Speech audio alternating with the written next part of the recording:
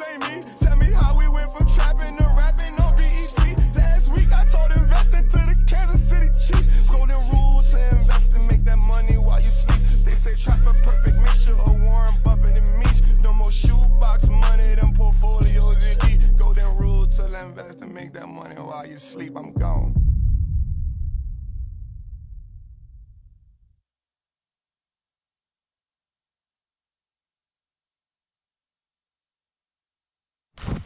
There we go again.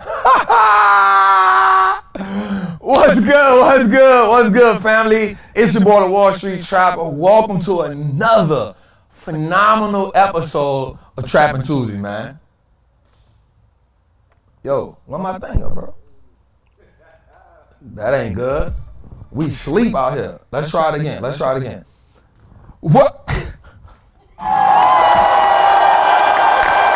a live show.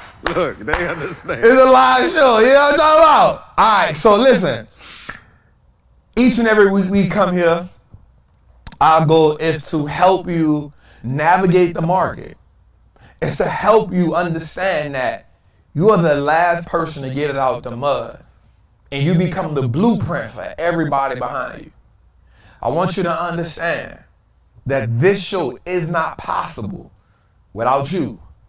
And so from myself and my team, we want to start off and say, thank you. We appreciate you. Thank you for allowing us to get to 142 episodes, for believing in us, for showing up each and every week. We know for a fact that you have a busy life, you have a lot going on, but every Tuesday you decide to open up your doors to us, your phone, your computer, your TV screen, and that doesn't go unnoticed. So for that, I just want to tell you again, from myself and my team, man, thank you, man. All right, y'all. I got something heavy on my heart today. It's been on my mind all day as I watch the markets go through, these ups and downs and sideways, I see it as I look in each one of my communities, as I look on social media, as I look at my text messages, as I listen to the phone calls, as I see people that see me walk up the street and be like, hey, Trap, bro, what should I do right here? I was just now in Publix getting me some fruit and somebody saw me, he was on the phone. He said, hey, hold on. Hey, Trap, bro, man, what I need to be doing right now? And I just want everybody to know something. And this really just came to me today as I was coming back in. It was on my heart. I said, oh, I get this. I want each and every one of y'all to know this. Before something great happens in our lives, there's always a whisper. There's always a voice. There's always a vision. And everybody can't hear that voice. Everybody doesn't get a clear vision. It's because it's only for the bold. Because when some people see that vision, they disregard it. When some people hear that voice, the first thing they say is, not me. But I want you to understand this, and I want you to hear me well when I say this. The reason why you heard that whisper, the reason why you see that vision so clearly is because you are called. It's because you're called. This is not for the crowd. This is not for the masses. This is not for the multitudes of people. This is strategically for the called. The people who decide that safety and security is stagnation. The ones who understand that comfort is a cage. The ones who have adopted the ideology that fear has an ingredient that paralyzes us. But to go a little further than that, faith has a superpower that fear can never hold. So there's a lot of you that's in this moment. And you get a little confused. You get a little fearful because you're stepping out into a place that you've never been. And you get stuck. And you question sometimes, should I turn around? You question, is it worth it? But I want to draw your attention to something right quick. A lot of times we focus on Peter.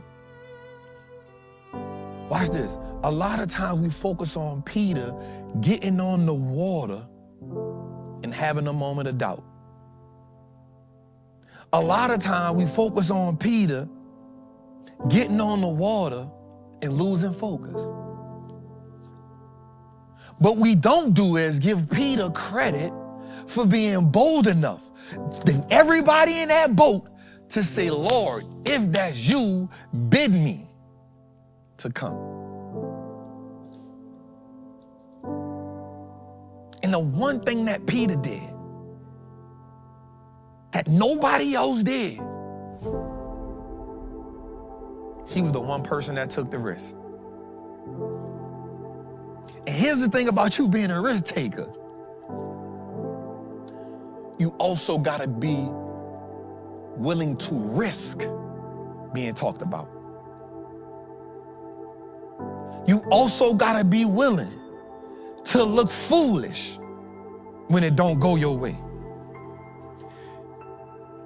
But you're only being talked about by people who weren't willing to do the thing that you did. Okay, let me word that a little better. You're only being talked about from people who are accustomed to mediocrity. Okay, let me go a little bit deeper. It's somewhere in there. You're only being talked about from people who aren't willing to take action, from people who've normalized subpar living, from people who are great at talking about things and not people who are willing to do things. I think that's it. So when they ask you, hey, how them stocks looking? You like, I'm just fine. Hey, how that business going? Hey, I'm just fine. Because if you talk to doers, they understand the process. If you talk to people who are committed to being better, who are in competition with the old version of them, they know all about it. But it's always the people in the boat that got the most to say. Not the person who walked on the water, not the person who reached out, not the person that was bold enough to say, hey, bid for me to come. None of those people gonna talk. It's always the people in the boat that's talking. I'm telling you, you gotta drown out the noise. Because there's always one person who's willing to take the risk. It's always one person. And the thing about us, I was talking to Sean today. I took him with me. We was just driving. And I told him something, and I think it unlocked something for him. He said, Trap, he said, one of the things that bothers me is like just my peers. Like seeing them, and I think I hold myself, and I said, hey, let me tell you something right quick. Don't worry about them. I said, the next thing I'm gonna tell you is, don't even worry about what people gotta say. Because what we do is we hold ourselves, wow, man, it's about to be, I hope this helps somebody right here, break that stronghold. a lot of times we are holding ourselves to an expectation of people who aren't committed to being better. Nope, that ain't it. A lot of time we are holding ourselves to other people's expectation who've underperformed their whole life. That's it. That's it. You holding yourself to an expectation, not of somebody who has succeeded at greatness. You holding yourself to an expectation of somebody who hasn't succeeded at anything. So you talk about Kobe, he like, yo, I'm holding my expectations to Mike. Why? Because that's the top. So he mimicked everything about himself about that. Why? It's good to compare yourself to greatness. The worst thing you could do is compare yourself to people who rode the bench their whole life. People who never started in the game. People who never worked hard in practice. People never who put in the work you put in. People who've never studied the way you studied. People who've never took the losses that you took and shook back from them. But yet you holding yourself to the expectation of those people. You are the one that's willing to take the risk. I'm gonna be real with y'all for a second. If I was on a live this morning, man. This was probably one of the most powerful Instagram lives I have ever done in my life. And I say this, man, I say this with so much humility. I was listening to a song this morning. I sent it to, I think I was telling my girl about it. I can't think of the name of the song, man. I was listening to it. I'm listening to the song, and it's by Chandler Moore. I think that's his name. I'm listening to the song, man, and it's everything is possible. I'm listening to that this morning in the truck, like, and I'm telling Sean this evening. I say, listen, bro, like I only listen to music that helps me cultivate where I'm going at. Right? I said, so there's there's 4 phases of my life that I have to consistently work on. And what I do during the course of my life is I move around where they are based on where I'm at. I say, one, Sean, it's the spirit man. It's the spirit man because no matter what I got going on in my life, the spirit man has to always be in alignment. I always got to do my best to keep my spirit man going forward, because if my spirit man off, everything about me off.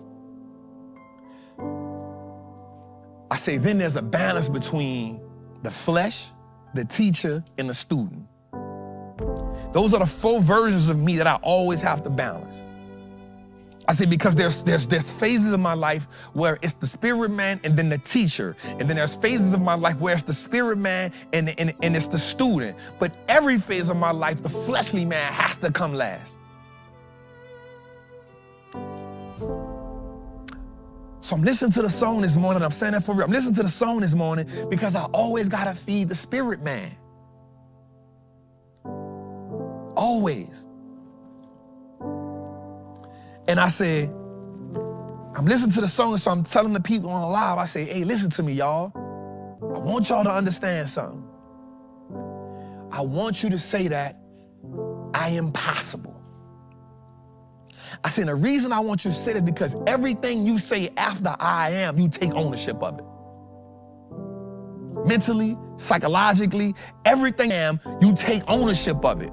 I say, and then I want you to ease in there and say this with confidence, only with you, God. I am possible only with you, God.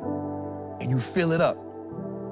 So I'm on a live giving game. I'm on the live empowering because I love to do that. So then I'm sitting in front of the Freedom Center, y'all, and I promise every time I pull up to this center, man, there's a different type of energy that come over me when I get here. A feeling of gratitude, a feeling of thankfulness, a feeling of achievement, a feeling of progress, a feeling of we got work to do, a feeling of we gonna change lives, a feeling of there's some people gonna come out of here, going here one way and come out the other way, a feeling of Underground Railroad, a feeling of like that purity, a feeling of like liberation, a feeling of like empowerment, a feeling of freedom, a feeling of opportunity, a feeling of we're gonna help men get right, we're gonna help women get right, we're gonna help children get right. Like when I step here, it's like I go into a time warp.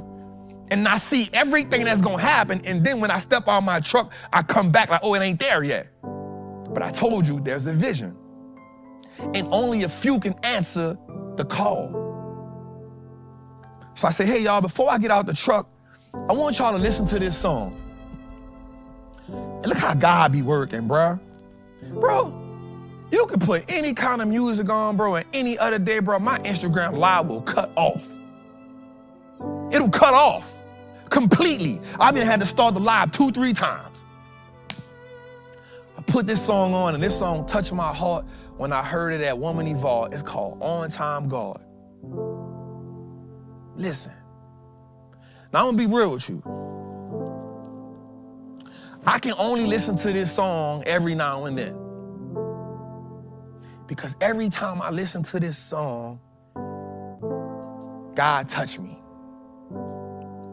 And as alpha as I am, as dominant as I am, this song brings out the kid in me. It makes me vulnerable. So I put the song on, and I'm feeling it like I'm letting the people in the chat listen to the song.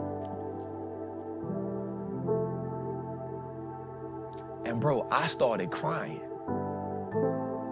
I had to turn the camera because I think people are weird who cry on Instagram. I'm like, yo, why are you crying in the camera? But the spirit took over me, so I say, hey, let me just tilt the camera a little bit, right? And I'm like hiding my face, like I'm just like, and I wipe my eyes, but I'm like, like what's happening here? And I look in the chat and people like, Trap, why am I crying? And I realized something. Everybody who felt that, you were at that phase of your life where you knew God was doing the thing and you were so uncomfortable because he took you to a place that you've never been before, and that is only where growth and phenomenal can take place. Comfort is a cage. Nothing great can happen there. The risk that you take that makes you uncomfortable is actually a prerequisite for greatness. The risk that you take that makes you doubt yourself is actually the right step that you gotta take. The risk that make you pray a little bit more is actually putting you on the right step. I'm telling you, when you get uncomfortable, when you get scared, when you start saying, hey, I don't even much want to talk to nobody right now because I'm so locked in because I gotta understand. I'm telling you, I go home at night and I be like, hey, I had to tell my girl the other day, I said, babe, listen, I apologize for not calling you. I'm so locked in where I'm at right now. Like, it's my fault I ain't call you. I apologize, but I know I'm in unfamiliar water and I'm locked in. I'm in unfamiliar territory and I'm locked in. And you can't turn around. You can't turn around. It's like trying to turn a Titanic.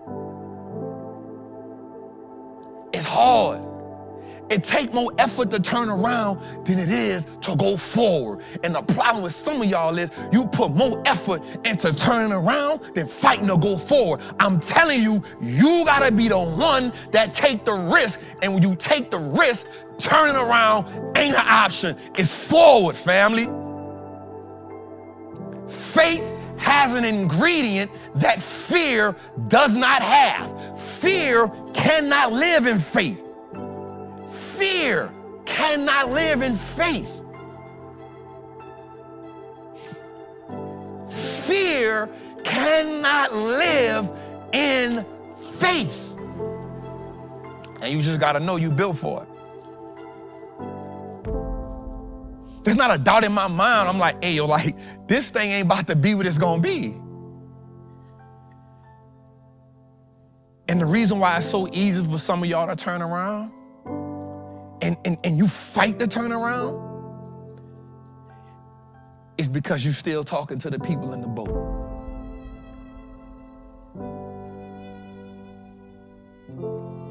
You still worrying about what the people in the boat saying.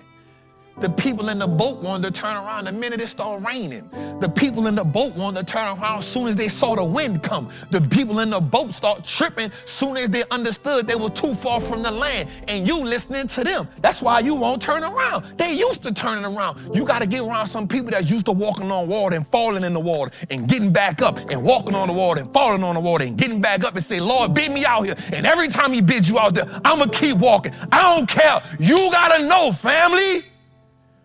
Because it's always that one that took the risk.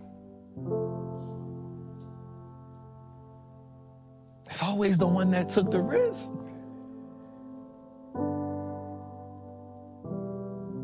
And the call ain't for the crowd. Let's go a little further. Let's go a little further. David. Bold. He bringing lunch. He walks into legacy. Saul says, hey, give him the armor. He said, hey, I can't do nothing with that. Because watch this. Saul's armor, the armor that everybody has been putting on, would have actually got him killed in that battle. It would have actually gotten him killed. Because the enemy is expecting you to do what everybody else does. And so if David had listened to his brothers and Saul and everybody else around him, he wouldn't have stepped into his greatness. He looked foolish with some rocks and slingshots in his hand. He looked like a clown.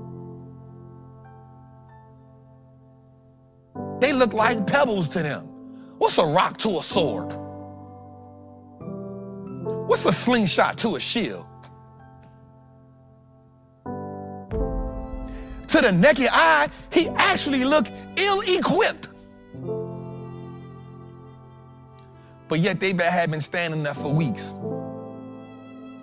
They had been standing there for days, weeks, months. Watch this. They had been planning and replanning and planning and replanning and strategizing and re-strategizing and playing in the rocks and playing with the sand and moving this over here and trying this helmet on and using this helmet, trying to make another sword, trying to make an arrow, trying to make a spear. You're around people that do too much planning and not around people that take action. You're around the people that like to plan. I'm a planner. If we come from this way, we come from that way. If we go up, if we go down, if we some people too smart, that's why they can't move. It's okay. They too smart. Sometimes your intelligence could be an illness.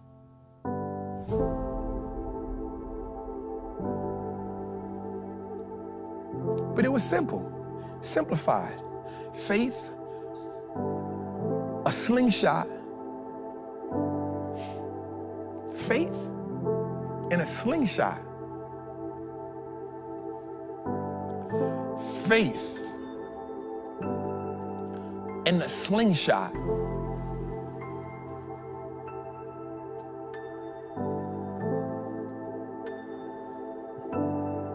They still in the boat. They were still in the boat. And guess what? Everybody there was scared to take the risk.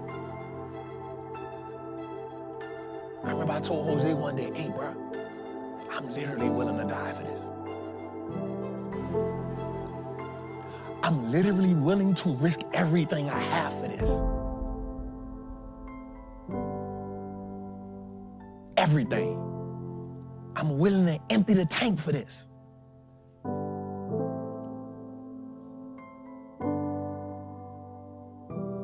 There's a verse in the Bible where God says, hey, spare no expense, family. Because I'm going to expand the territory.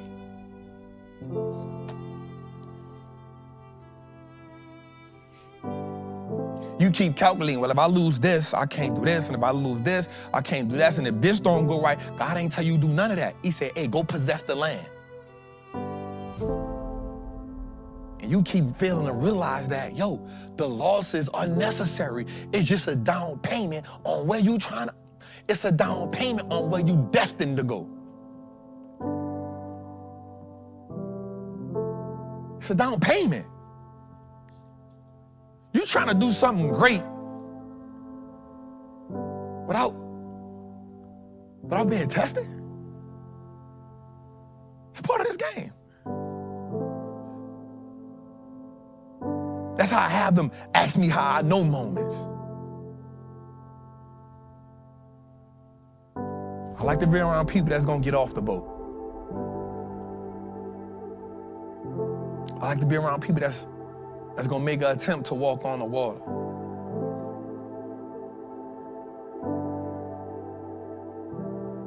I like to be around people that understand they're the ones that was called to take the risk. And so today, as we get into this show, and as we maneuver and we go through the information, and when you close your laptop, and when you turn your TV off, or when you writing your notes, I want to make sure you finish with this. I will. That means you putting power on your next move. Take the risk. And right underneath that, I want you to put with you, God. It's your boy, the Wallstreet Trappin, man, episode 142. Let's get to it, y'all. Come on, Jose. Let's go, dog. Come on, bro. Hey, I got some fruit by me. Ah, man, I'm ready. Huh? Say chill. Chill.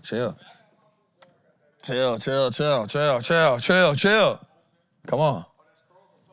It's down my mix. Come on, man, let's talk about it. For sure. Come on. You know what I'm saying? The Jesus Tears Pink joint for Mother's Day. Make sure y'all pick that up. Come on. You know what I'm saying? Mother's Day sale. Mother's Day sale, doing a cold, warm hugs, man. With the S on. Let's run that phone right quick. Let's run that right quick. Mother's Day sale, we doing something for the mother. Let's run that phone right quick before we get into the show. Let's do something for the mother. We doing something for the moms. We doing something for the warm hugs, right? We doing something for the warm hugs. Let's good, family? Listen, y'all know one thing. The trap is nothing without the ladies. And so what we want to do today, man, is we want to send you all a warm hug because you all always give us those warm hugs that we need. Here we are yet again. Another Mother's Day is upon us. And what would Mother's Day be like if we did not take time to acknowledge all the mothers of the world? Trappin Inc., we have a 25% discount for all the mothers. We want to make sure you know that you appreciate it. Whether she's a queen of the hustle or heart of the home, she deserves to be fly. So today what we're doing is we're starting a Mother's Day sale for 25% off on the whole site. That's right, on the whole site. And it's just for you. It's the least we can do for everything that you do for us. So use code WARMHUG and get 25% off on all apparel. Trappin Inc. Nothing but love, baby.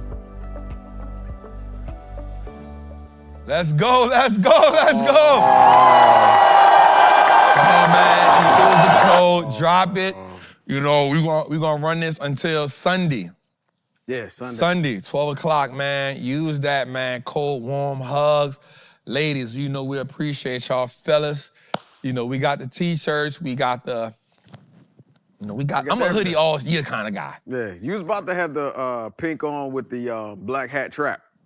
That wasn't gonna work, though. That's what he was about to do. No, that ain't gonna work. You know what I'm saying? I blame Shator. Yeah, we blame him. All right, man, let's shout out people out right quick, man. Yeah. Shazam X in the building, Patrick in the building, Felicia in the building, Dollar Bill in the building, Double R, what's good, family? Rams, I see you. Cheesy Bread, what's good, fam? Terrica was good. Nettie, what's good, love? Nettie say, I'm not a mother, but let's go. You don't gotta be a mother, you feel me? It's all good. Kiara was good. Z was good. Terrica was good. Thavian was good. Nicole was good. Dollar Bill was happening. Larry Morgan was up. Tamara Buchanan was good, family. Roxanne was good. Alex What's good? C-Dot, what's good? Carolina Blue, I see you, fam. I see you, fam. Tariq, what's good? Jelly, what's good? JC, I see you, I see you, I see you. Nat, what's good, Queen? B Ward, man, what's good, man? I ain't seen you in a minute, man. KJ, what's good, what's good? Double R, I see you, family. Rudy, what's good, what's good? Steve, what's good, what's good? Hugh, what's good, man? Kenneth Dorsey, what's good? Mr. Take That, what's good? They going too fast now. They going too fast now. I'm lost. I can't say that. I need everybody to share this thing out with their group chat. Share it out, man, with the group chat, yeah. Like, for real, everybody should be watching this as a squad. Shout out to the pink in the back. Yeah, you know what I'm saying? Come on, I see what y'all doing. You know what I'm saying? A little ambiance. Ambiance. Little coordination. Little coordination. Little ambiance. Yeah, I ain't mad at that. I ain't mad at that. So, wait, I missed the live. You had the good church cry this morning? Bro, but I didn't do it on the live. This one you was out here. Yeah, I saw when you But by the time y'all saw me, I was good. Yeah. When you was in the truck, I just saw the hands moving. I was just literally, bro, like, it just hit me. Like, I'm in there talking to the people, but how you be talking to people and then God like, hey, I'm doing something for you too, though. And I wasn't even speaking at this point. I was just like listening to the song. Yeah. And I was telling Sean in the truck earlier, I said, bro, like, I said, man, I don't really listen to murder music no more because I'm not there in my life. Like, I'm not angry at nobody. You know what I'm saying? Like, I'm not angry at nobody, bro. Like, now don't get me wrong. I listen to some trap music because it's get money music. Okay. I'll listen to some trap music. I'll listen to some get money music. Yep. But I don't want to listen to no murder music. Bang. Shoot 'em up, bang, bang. My op is the stock market, bro. Yeah. It's the only op I got, bro, the stock market. It's the only op I got, family. You know what I'm saying? And I'm not even much about to put that type of energy on my life. Yeah. You feel me? So, bro, like, and I was telling him, I'm like, say, bro, like, so when he got in the truck, I had, like, Christian gospel music on. Like, Christian rap. Yeah. You know, like, that's what I be listening to, like, Harvey and Forrest. Like, I'm listening to that, bro. Like, that's my vibe. That's what I got going on right now. Right? D1, that's where I'm at right now in my life. So I'm listening to that. And so I was listening to that. I was telling Sean about that. So, bro, I'm listening to the song, I Am Able. Like, that's a good song. Kurt Franklin and Kingdom with him. The dude, I think his name, Chandler, he really good. Chandler Moore, he's really good artist, bro. He's really good. I'm about to check it out. So, bro, but this song here was the On Time God, bro. I heard that song for Woman Evolve. Say, bro, and the way the song is, bro, it just did something to me, bro. Like, it's crazy because, like, I'm sitting in the truck and I'm, like, singing a song and I felt it. I said, ooh. Immediately, I just tilt the camera. I just tilt the camera.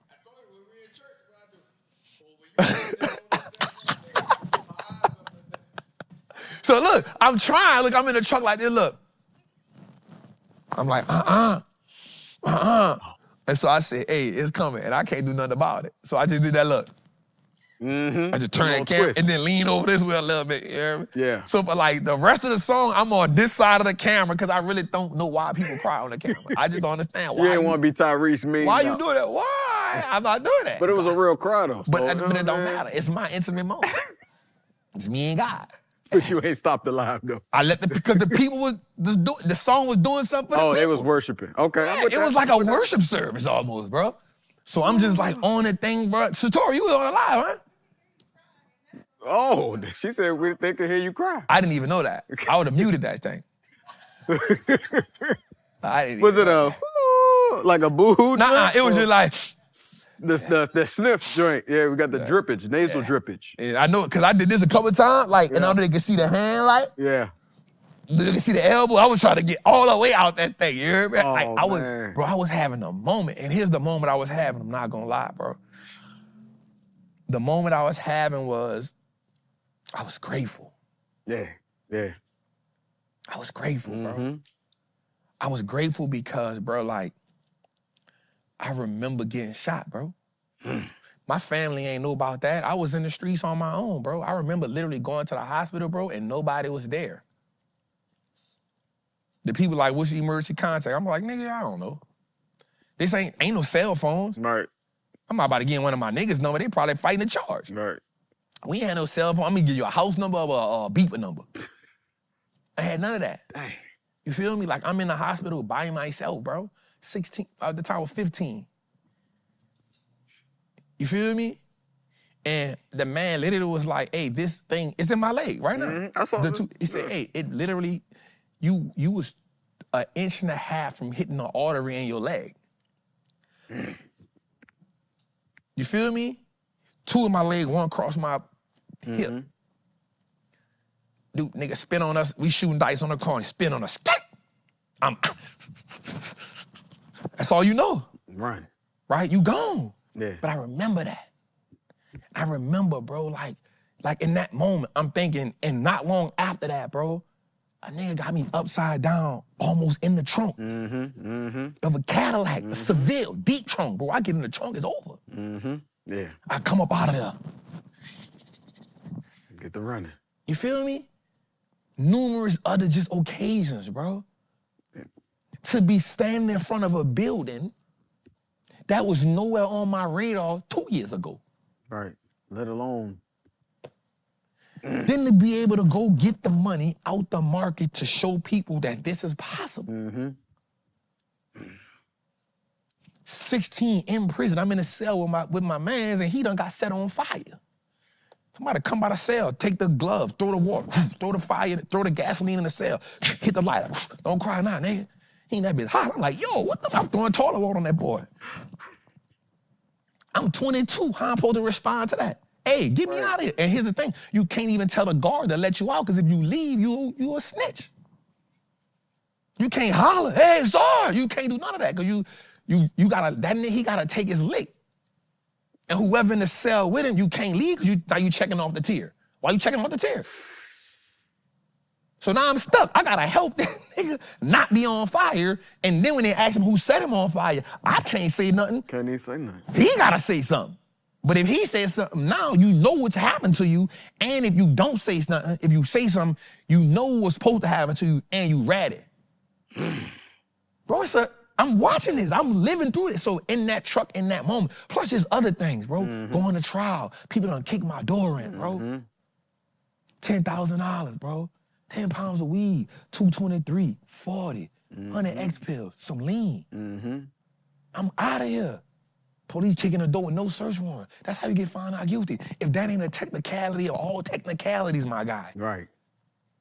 Imagine going to trial with all this sitting on the table, and that's the thing that get me off. Mind you, just mind you, and you can look it up, Leon Howard versus the state of Louisiana. I don't got shit to hide. Mind you, just mind you, you still, mind you, the police first gotta have probable cause to bring you to court. Mind you, when we go to court and the people say, hey, we don't have no search warrant, the judge supposed to dismiss the case. Guess what? Guess what they say? Go fight for your life. We know they ain't had no search warrant. They say the search warrant came 3 hours later, but guess what? Go fight for your life. Because here's worst case scenario. Worst case scenario is you get found guilty and now you gotta fight 5 years to get out of there. We already did what we needed to do. Or you cob out to some type of probation and now you got 3 strikes on you, because I already cob out a year before for probation for my partner. Me and him got jammed up. He a convicted felon, 3-time loser, and in Louisiana, I don't know how there's no else, you multi-bail. If you get multi-bail, that's an automatic. So because I had the attempt murder on robbery charge, this is my first drug offense. Hey, I'm gonna take that charge. Not knowing, 6 months later, now I'm facing my own demon. So bro, like I'm literally sitting in front of in front of here, and that song came on, and it just hit me like, hey, don't you ever think I ain't with you. Right.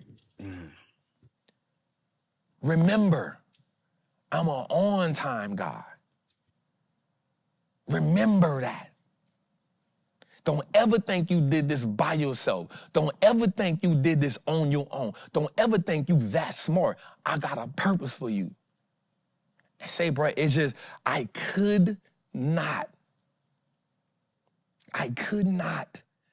hold back them tears, bro. I could not, bro. I could not. And so I would have my, oh, God, I'm gonna be like, oh man, goddamn. I'm making sure the phone on this side of me. I'm like, man, I hope they can't see me right now. Bruh. And then I knew y'all was inside.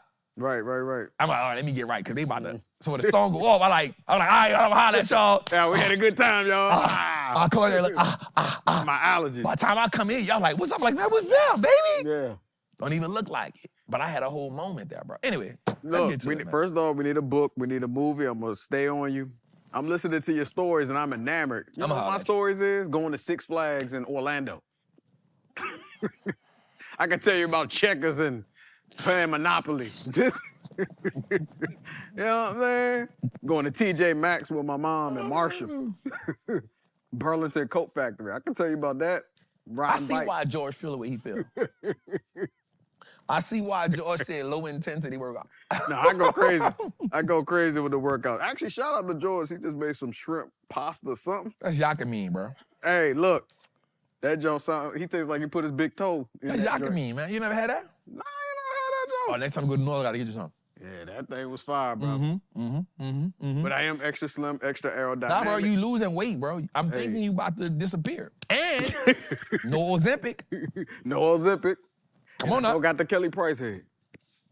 Close. No. You're close. I don't. The hat look baggy. My girl said. The hat look baggy. This is a different hat. The hat look baggy. It's looking baggy. Cheekbones getting slim, bro. My girl said my head getting smaller.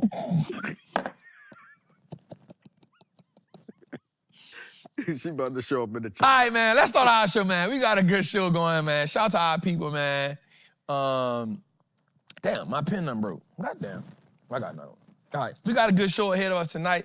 Jose, right before the, I want to say this, though, right before the show started, a bulletin came across that said, two bulletins came across that I want to talk about right now before we get into the show. Two bulletins came across. One bulletin came across that says, India says it has carried out a military strike against Pakistan, and Pakistan says it will be retaliating. If you don't know what that is two global superpowers that have nuclear weapons. So we got a war in Ukraine that I think they said it was going to have a ceasefire for 5 days, and then Pakistan and India. So I just want us to understand that It's getting real out here. Huh? It's getting real out here. It's getting real, bro. A lot of geopolitical tension going on. So you got trade wars, you got Russia, Ukraine, you got India, and that's dangerous. Right. That is dangerous because both of those have nuclear weapons. Right. You never want that to happen. So that's interesting. And then something else happened as I want to see how the future's going to act to this.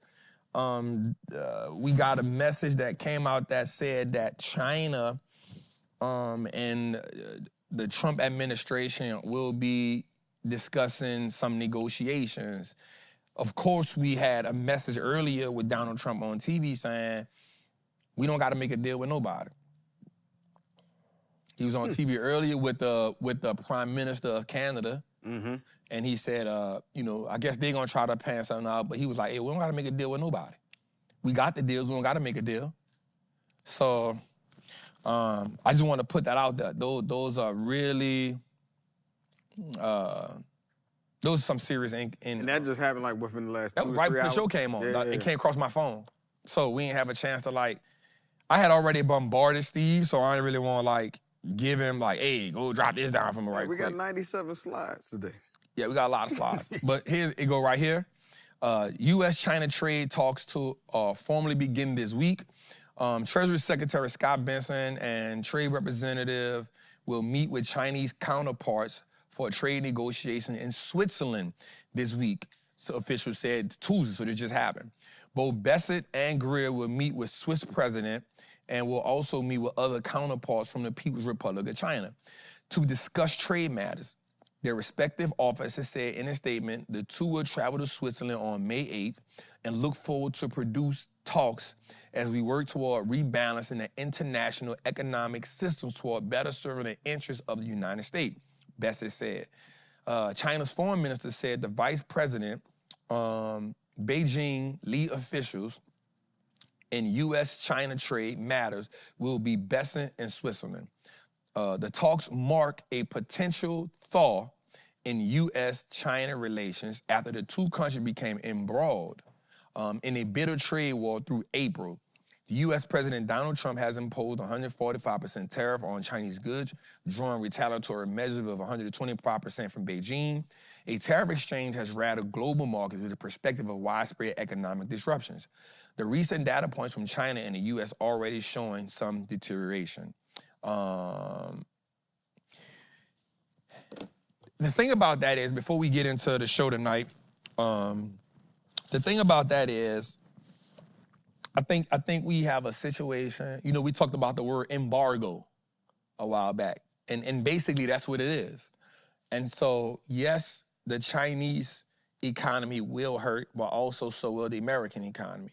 And I think one of the things that people are losing sight of in this situation is it's not that the U.S. needs China. It's not that China needs the U.S. We've said this a numerous amount of times. Both countries need each other. Here's why. If you go look in your house, for every 10 things you have, probably 2 are made in the U.S. Out of those 10, probably 4 are made from China. 1 is gonna be made from Indonesia. 1 is gonna be probably made from Pakistan. 1 is probably gonna be made from Cambodia. All right, and then some other places. The reason why that's a situation is because, yes, Chinese, the last shipment of Chinese goods have now hit ships, and they should be hitting America within the next week. The last shipment of Chinese goods with no tariffs they're probably gonna hit this week or next week. After that, we talked about it last week, 60% of ships, let me say that again, out of 100% of the ships, there are 60% less full, if that makes sense, right? So they're only toting 40% of cargo, in Vietnam. So out of 100% of the ships that's supposed to be coming, now they're from China, they're only having about 40% of the cargo. Here's what a lot of stores are saying right now, be it Walmart, be it Target, be it whatever, they're saying, hey, we probably not gonna have stuff on the shelves. Right. Now, you saw what we did during the pandemic. I don't know why we bought all the toilet paper. Toilet paper was not an issue, but guess what? I don't know, do we print toilet paper in America? I was about to look at the roll. I got a roll right Feel me? here. So what happens when we start buying stuff in bulk now? Because now everybody watching the news. Right. Everybody, the one thing I've learned, somebody said this on a thing the other day, I think it was in the Patreon. Somebody said that this was the funniest crap to me, but it was so real. He said, so many people, and he said it from a good perspective, so I understood it. He said, so many people in here don't like Donald Trump, but yet every time he come on TV, we all watch. Everybody. I said, ooh, that's good. That's talking about it. I said, that's good. The reason why that's good is because no matter if you don't like and you still listen to, because you hoping that he say something that's gonna better your situation. Right, it's affecting you. It's affecting your emotions. Right? Your Yeah, he finance, affecting you. So for me, that's why I try to go into the situation with no bias. I'm just trying to get the data. And it was real because we know that everybody is looking. Like, I think all media networks now are talking about this so much to where you have no choice, because it's on media, it's on radio, it's no matter where we go at, they all watching it. So what happened when people heard they're like, hey, what? 1 more week worth of food? Wait, what happened when people go stack up? That's real. What happens if people go stack up?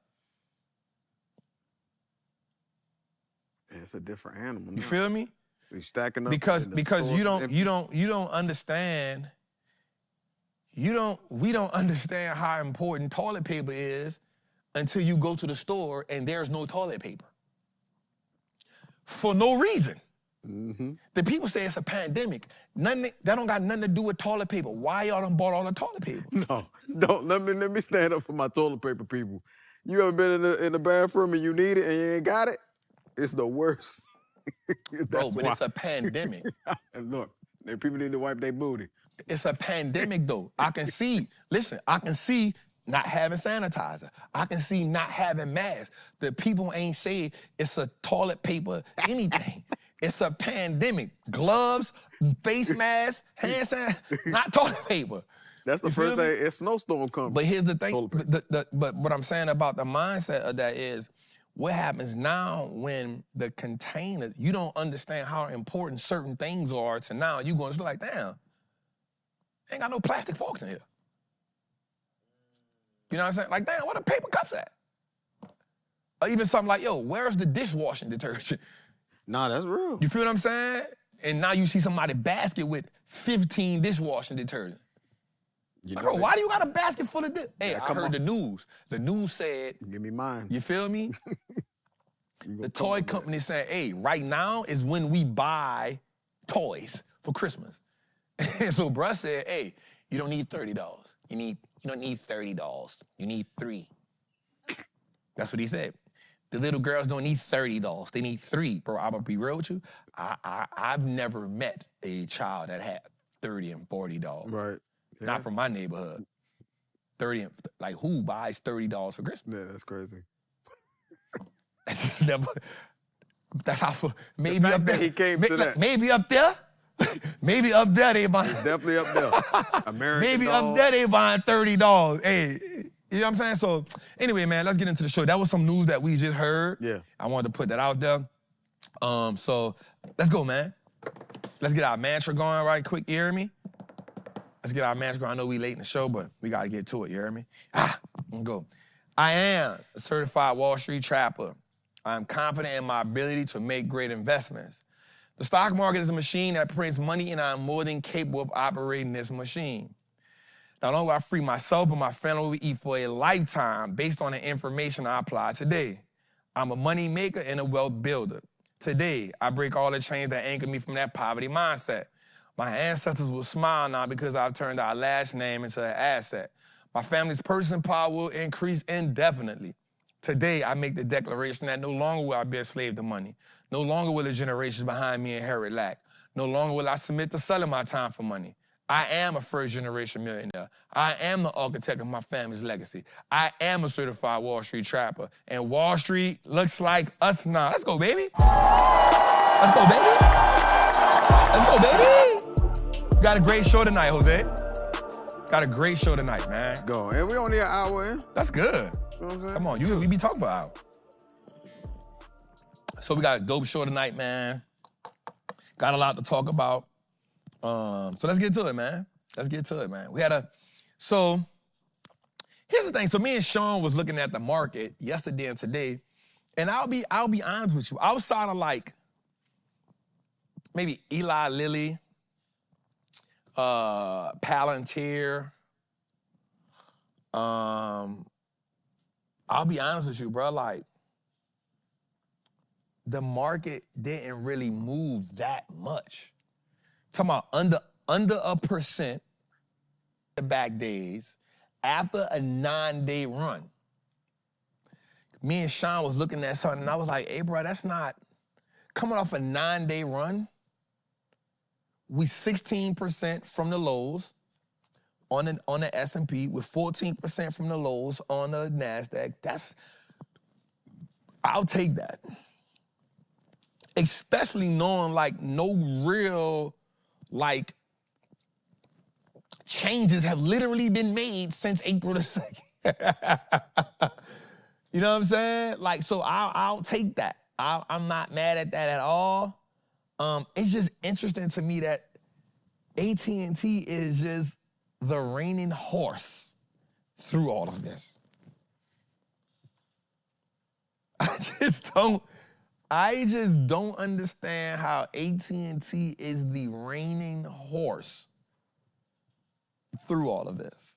It's just, the word I want you to hear is I am flabbergasted, is the word I want to use with that. I'm flabbergasted that AT&T is true this. We got Palantir, I was telling Sean today something about Palantir. I said, Sean, you got to think about something. I said, it Shout out to my girl Katie in the Patreon. She said that the Palantir CEO is her baby daddy. She been rocking out with him. We've ate off it, but like she be doubling down on that joker. You know what I'm saying? So she been going crazy with it. And I told Sean yesterday, I told him in the group yesterday, I said, I'm gonna pray for y'all for this earnings, which I kind of had a feeling it was gonna knock it out the park. But the stock did reach 126, and when we look at it, you see that every time it hit 125, 126, it bounces back down. Literally, it bounced all the way down to 113. But when I did some research on it, Sean, I looked and saw that it has less retail investors. It has less institutional investors than any of the mega cap or high performance stocks. So this stock is truly ran, for the most part. Of course, we know that institutions got to move it, but this is one of those stocks that has been crowded by retailers. That was an interesting thing when I looked at it. So I just was digging in it, looking in it. I was like, wait, hold up. So I'm looking at the institutional buys, and of course, we know institutions have to move it, but it's not a heavy institutional bought company. And that was interesting to me because of what this stock does. It is actually at the forefront of AI, bro. It is software, right? It makes everything better. It's in a league of its own. It actually has no competitors. The company turned profit last couple quarters ago, beat earnings, earnings were got in line, beat revenue, gave more guidance, and the stock fell. And I said, this is interesting. It went from, so me and Sean watched it today, flirt at 107, between 106 and 107 for about 4 hours. No lie. From 106 to 107 for 4 hours, we watched it literally right here. And then I said, Sean, so I'm telling Sean like what I wanted to do or whatever. And then it popped up to 108, popped right back down to 107, stayed right. I think it ended the day at 108, something like that. But it's just interesting how it's there. And that tells me that there's indecision right there of what the next move is. Now, what I do think is tomorrow we have a Fed day. Jerome talks tomorrow. We know he's not going to cut rates, but we also know that the tone is what matters, because the tone is for June to be a rate cut. And sources are saying that the rate cut for June has actually now decreased because we had a good jobs report. Because if we have a good jobs report, then that means people are working. And if people are working, people can spend money, and then there's no need to cut rates. So the good job report actually hurt. Oh, this is so interesting. It's so interesting. It's so interesting. So a good job report actually hinders the rate cut that has been baked in. Well, I think the market already knew that we wasn't gonna have a rate cut this month, but the market definitely had expectations for a rate cut next month. And let's show them what that looked like. Let's show them what that looked like. So, the market is definitely want to price that in. Now, if we don't get a rate cut in June, I think the market has an upset stomach behind that. If we don't have a rate cut in June, I think the market gets pissed off. Because the market wants what it wants when it wants it.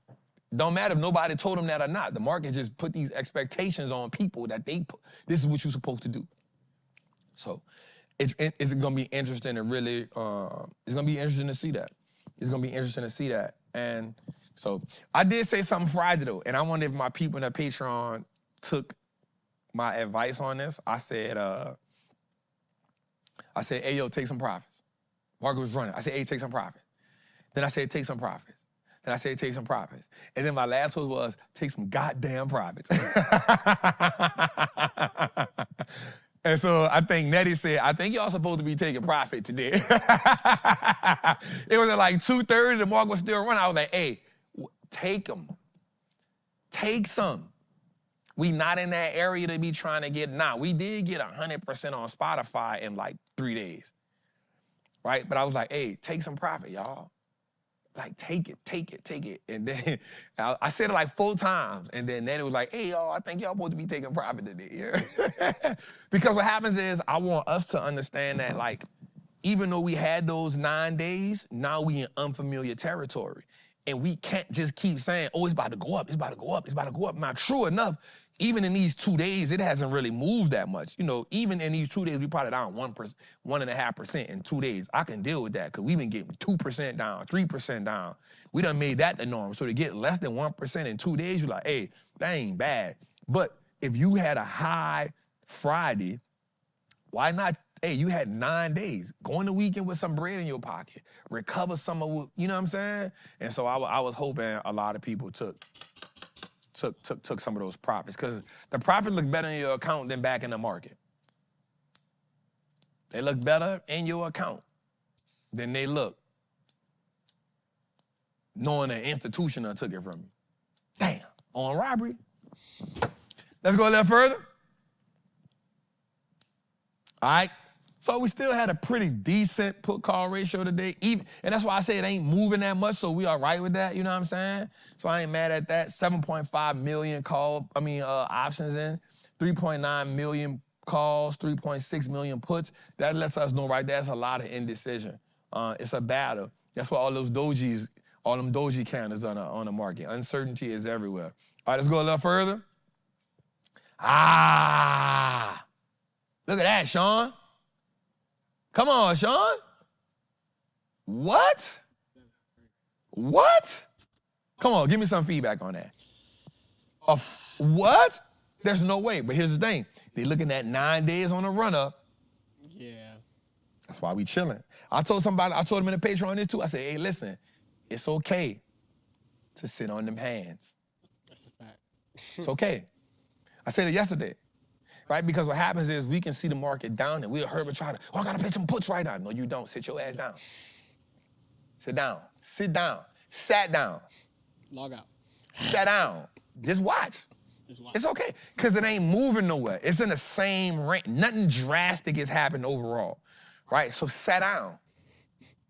It's a bunch of doji candles everywhere. Indecision. Right? So sat down somewhere and watch. Get an idea what's going on, move around. And in these markets, it's the time for you to really, I'm gonna be real with you, like, I don't care if you a day trader. You don't gotta day trade every day. Come on. I just gave you some game. I just wrapped some game up in there. I don't care if you a day trader, you don't gotta trade every day. Some days you sit back and you say, hey, what can I learn from the market today? Come on. What can I learn from the market today? What happens is, watch this, when you lose money, your fingers get itchy. And when you win money, your fingers get itchy. And now, watch this, you pivot from trader to gambler. Mm-hmm. You pivot from trader to gambler because now, watch this, you're not even doing it to make money or lose money. You doing it for the thrill of just being in the game. And when you start doing it like that, you start disregarding fundamentals. And I'm not talking about fundamentals from a company, your trader fundamentals. You start disregarding your rules. You start disregarding the things you put in because now you just got to be in the game. I just got to be doing something. Yep. Right? You don't got to take on that. Right? Now you done created this like addiction to the game. And now what happens is, watch this, the game now has more control over you than you have over it. Because now you being responsive to the game instead of being the one dictating the game. Right? And now, even though we know we can't dictate the game overall, but we can control when we get in the game. We can control when we get out of the game. Once we start just getting in the game every day, then you start being delusional. Then you start seeing stuff that ain't that. Watch this. Then you start anticipating. And the one thing we know about this market is they always got a setup for armed robbery, dog. Bro, they got jack boys on every corner. At every support and resistance level, there's a jack boy. At every fair value gap, there's some jackers. You feel me? You feel me? At every trend line, there's some jackers. My dog, Trez, what's up, bro? At every 50-day, 20-day, 100-day, 200-day moving average, there's some jackers. Confluence. Huh? Come on. Come on, shout out my dog AB in the building, man. Let's go, man. Next slide, what we got? Hey, I'm feeling good tonight. Wait, did man. you say confluence? That's a trading word. I'm gonna teach you that a little later. Okay. I'm getting better. I'm learning so much words right now. That's good. Look, let me tell you what's gangster.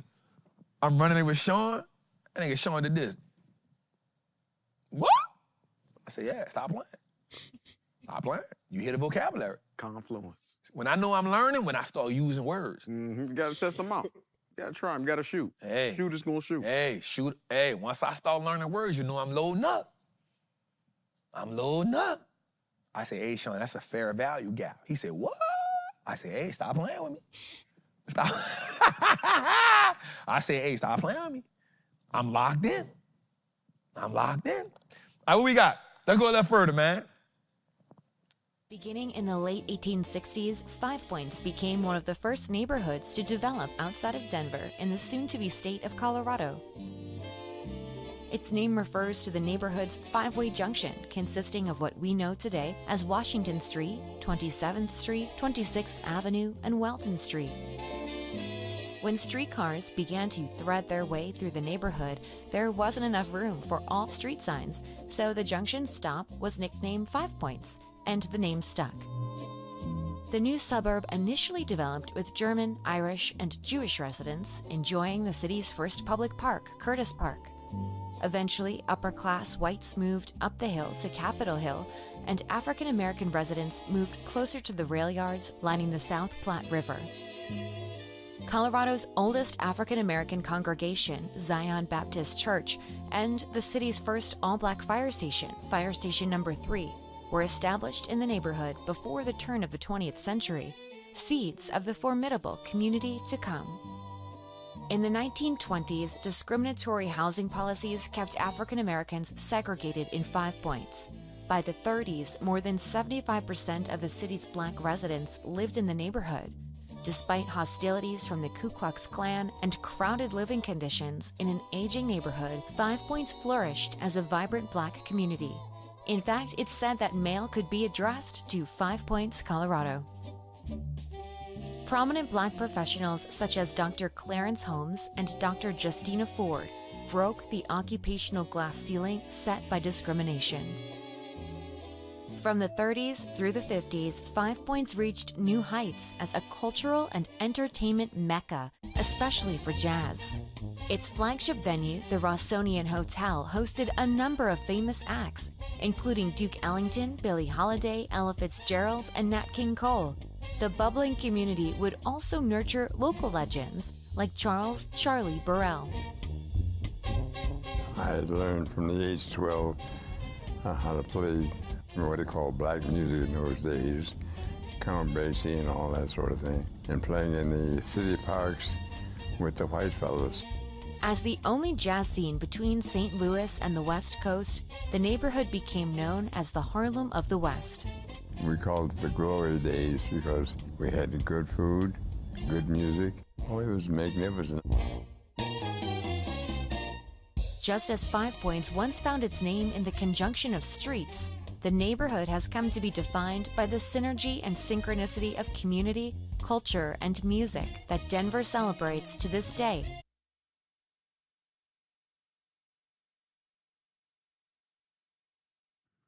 Shout out to 5 Points.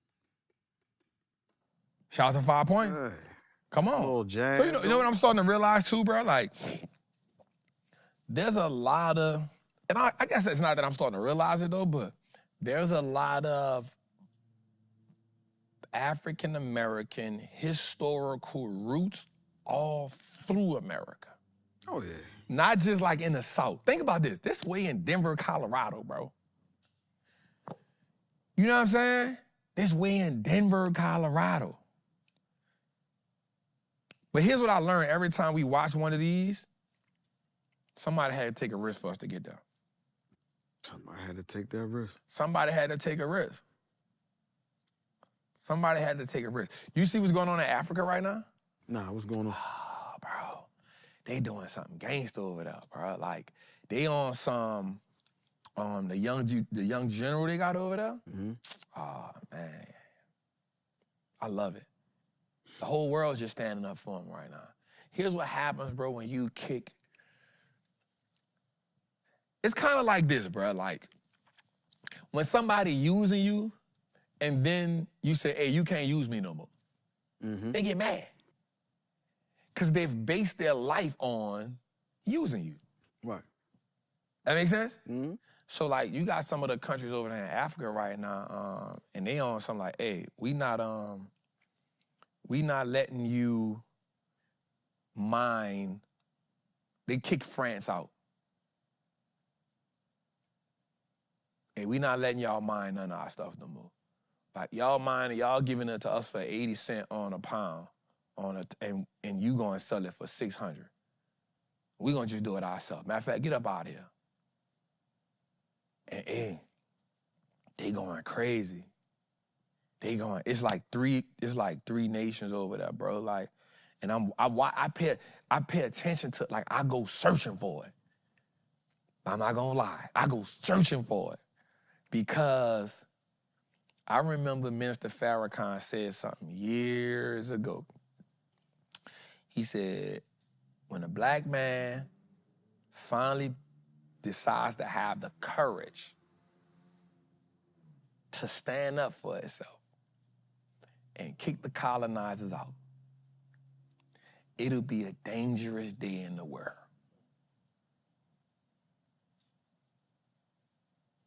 And say, bro, I remember hearing that, you know, and it makes sense to you later on in life, dog. And it's just like, bro, in so many words, bro, like, even for us, like, as a people, right, when you start saying, like, somebody said something one day, he said, Trap, man, I know you don't think they're gonna change the game on us for the market because they see us. I said, hey, bro, you know how much of they money tied to this market? Mm-hmm. I said, you know they really broken in you if you take that market away? He was like, huh? I said, bro, I said, here's the thing, bro. Your money is real money. The money you got is money that's in the bank. And I don't mean real money like, we know the money is fiat. Yeah. But like the money that you got in your bank, bro. Liquid. Like, that's yours. Mm-hmm. I say, bro, if they ever take the market away, a lot of them don't got no money. None. He was like, you serious? I say, bro, check this out. We don't got.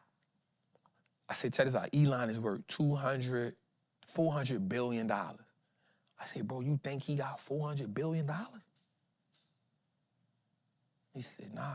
I said, hey, bro, check this out. I can guarantee you about 75% of that is Tesla stock, bro. That's 60% of it. And the other parts of it is valuation of what companies are worth. Right? I say, but I say, why you think wealthy people get pissed off when the market crash?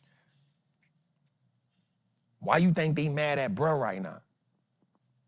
They ain't mad at him because it's like, hey, bro, my net worth is attached to that.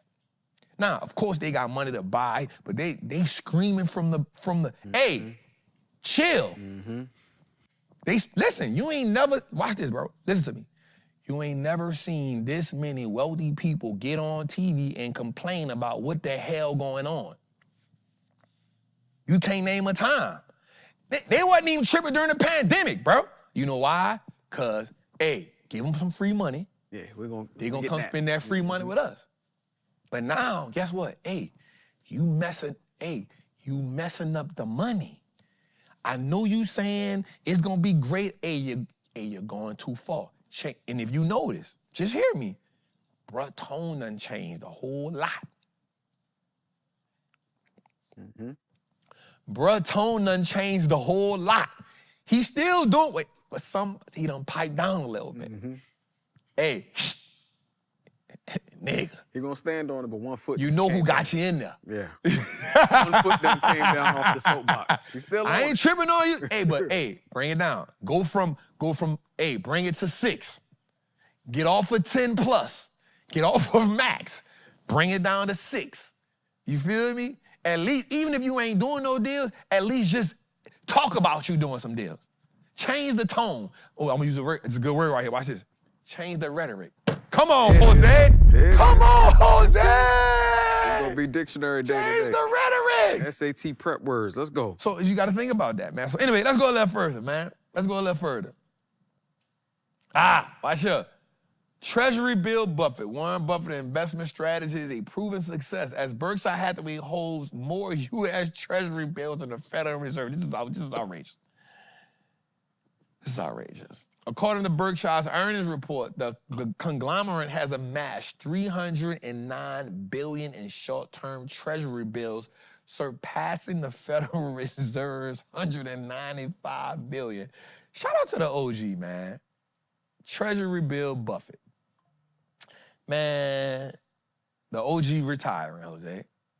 He said, it's my last year in the game. He hung it up. Put the jersey on the rafters. You got to put the jersey on the rafters, dog.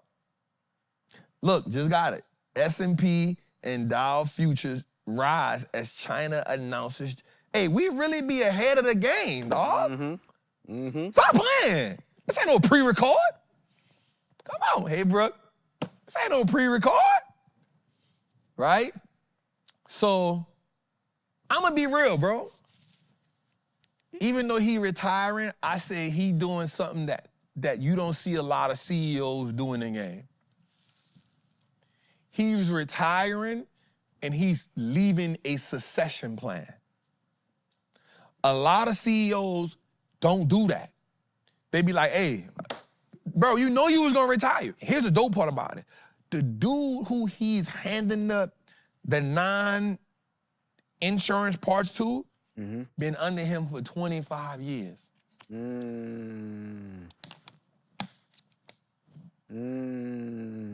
Imagine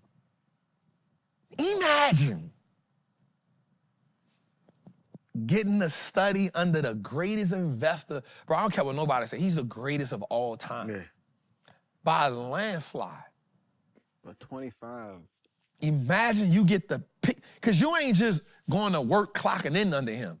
At some point, you start like eating lunch with him, eating dinner with him, you're talking to him. You know he won't talk Berkshire all day, every day, so you're talking, you get to be there. You're immersed. And they've said, like, that's who's been making the moves the last maybe like 10, 15 years. And Buffett just been like co-signing it. Like, all right, I like that. I ain't mad at that. Let me rock with that. Because you gotta let him, right? Now watch this, not even that, but imagine for 25 years, you've been getting Charlie Munger and Warren Buffett. Just double down on it. And Warren always said, hey, Charlie is just a better investor than me. Just in the presence. He said, Charlie is a better investor than me because I gotta convince him. Imagine Warren Buffett have to convince you to make an investment. Just think about that for a second. Imagine if you said no to Warren Buffett, he not gonna make the investment. Just imagine that. Hey, Warren, Charlie, I think we should, nah, I'm good. Imagine having to make Warren Buffett double check his research.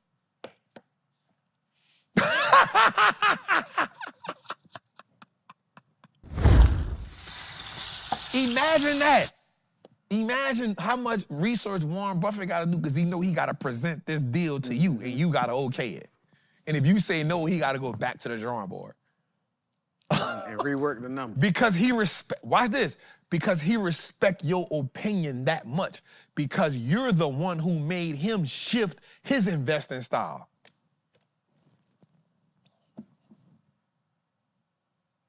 The GOAT. Come on, bro. Man. Insane. But I knew, I'm gonna tell you something, I'm pissed at myself. You know why I'm pissed at myself? It's because I knew once Charlie Munger died, he was only gonna do one more meeting. And I said, I should go. I knew it. He's been doing this meeting with him for 50 years. There's no, it's like losing a spouse. I can't sit up here and do this without my bro and my partner no more. My partner on side of me eating the shit, wait for him to say a smart-ass remark after, he just say something smart. I can't do this no more. It ain't in me no more. And he said something that was real dope at the event. He said, this how you know, like, he's such a great, and that's why, moving forward, bro, like, I'm gonna be real with you, I'm about to go back and read all my Warren Buffett books, bro. And here's why. He said something that was such a dope, OB, listen to this. He said something that was so dope as a CEO. He said this: we've had massive success. I could have stayed the CEO because I knew y'all wasn't gonna fire me. But I ain't willing to work as hard as I used to work. But I know even if I don't work as hard, we still gonna get good results. Even if I don't work as hard, I know we still gonna get good results, but because I have a standard for Berkshire, I'm gonna put somebody in place who I know is willing to do the hard work. That's a standard of excellence. Beast mode. That's a standard. Listen, I know at 94, y'all ain't gonna fire me. Right. Y'all gonna let me rock out until I crash. And y'all gonna be cool with whatever the performance is because my word law. I make good, listen, y'all letting me sit on $300 billion in cash and ain't nobody questioning me. If that's anybody else, why you ain't putting that money in the market? Mm-hmm. But because I'm Warren, y'all ain't questioning me. I know my name law. Hold weight. I know it's law. But guess what? I'm not even gonna do y'all that. I'm gonna go and step down because I won't go the rest, whatever I got left, I want to just chill. Now, I'm gonna still be on the board. I ain't going nowhere. And guess what? I ain't gonna sell a share.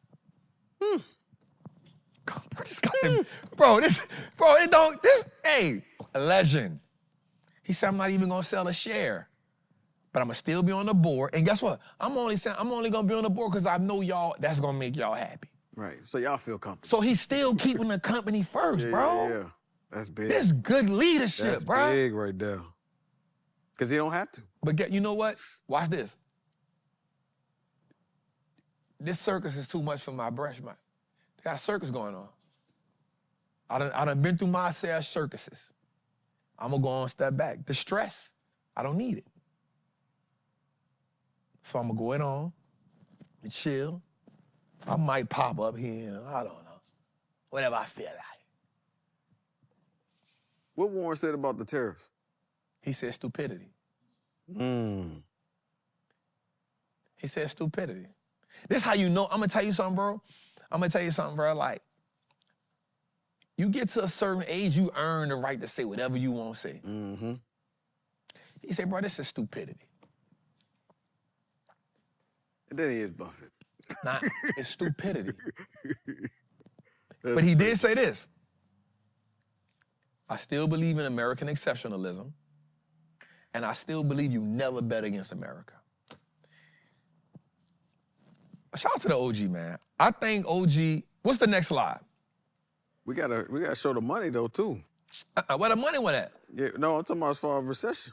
Yeah, but we should have a slide that shows Warren Buffett. We don't got a slide that shows Warren Buffett 5.5 million returns since 1965.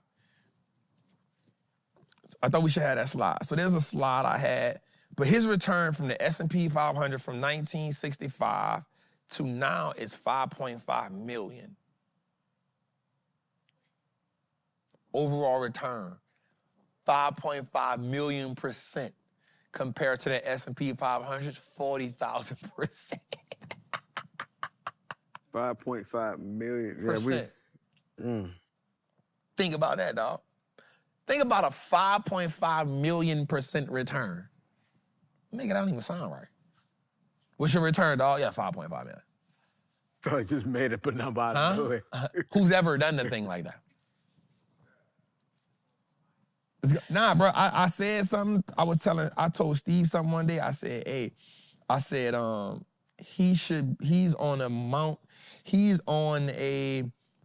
Warren is on a Mount Rushmore by himself. I'm about to say, but himself, for him. He's on a Mount Rushmore by himself.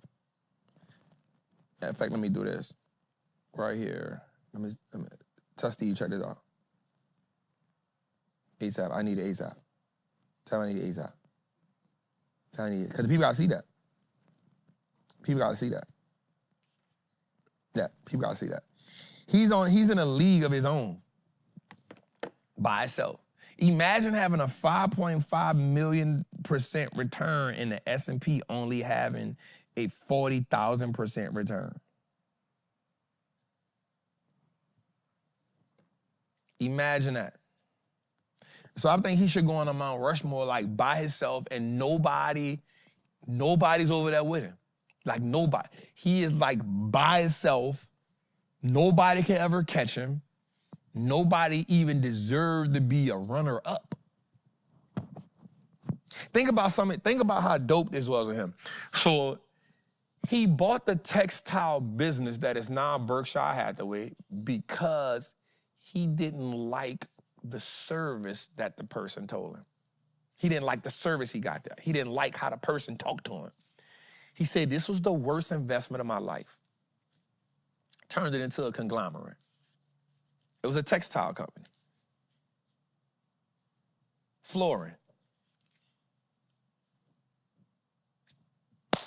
Turned it into that. Now, here's the dope part about it. I read something years ago that said, this company has made more millionaires than any other company in America.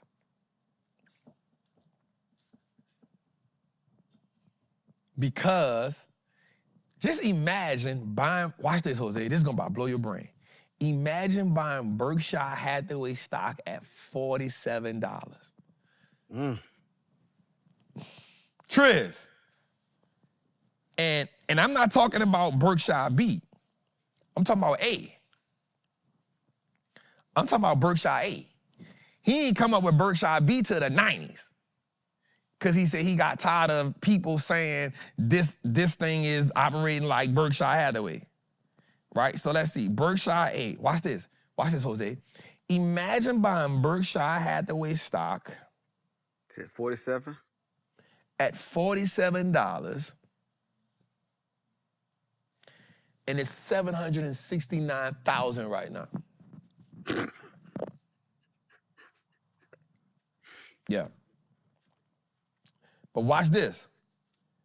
The 52-week high is 812,000. Imagine owning that stock at $47. Imagine owning that stock at $400.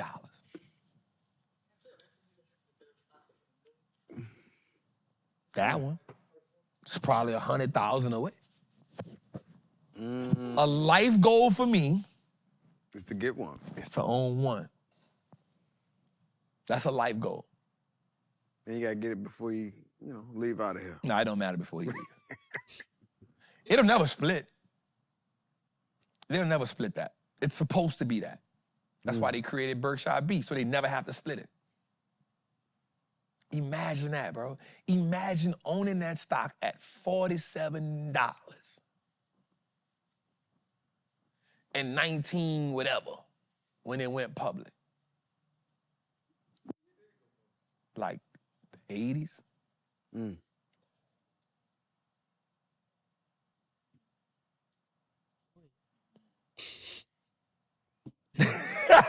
That's enough to make you be like, ah. And imagine this. Imagine never selling. Just sitting on it. You just like, hey. Borrowing against it. Come on. That's gonna hurt. That's gonna hurt. I ain't gonna lie, boy. I dance at your funeral, boy. I dance at your funeral, boy. Just imagine, like, bro, you just see this dude, he talking about Berkshire Hathaway, it's never been a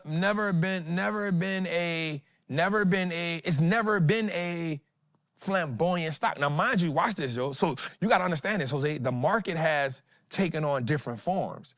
Technology has only become the thing in the last 20 years. You feel me? So before that, you had companies like Berkshire that was leading the market, Walmart leading the market, General Electric leading the market, ExxonMobil leading the market, Radio Shack. You had companies like that were leading the market. Banks leading the market. Technology came, .com bubble was the shift of like, oh, what is technology? You know what I'm saying? That became, even like this, Microsoft was like big dog. That's why Bill Gates was the richest man in the world forever. Forever. My whole childhood, it was Warren Buffett and Bill Gates. Yeah. And guess what? Imagine your best friend is the richest dude in the world. Imagine that. Wow, I just talked about something, that's crazy. Imagine waking up like, hey, bro, like, I'm gonna come be the richest man. Like, I'm gonna knock you off. Yeah, I got you. But we really friends.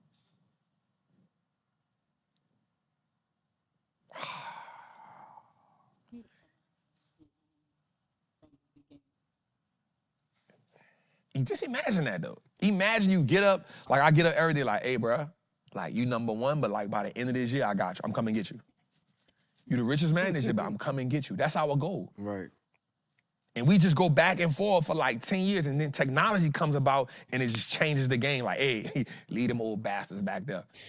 Now imagine this. You take off, and they still right there.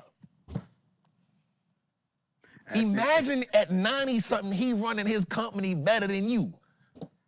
You technology, he ain't nothing but mobile homes, insurance, and yeah. That's what he is.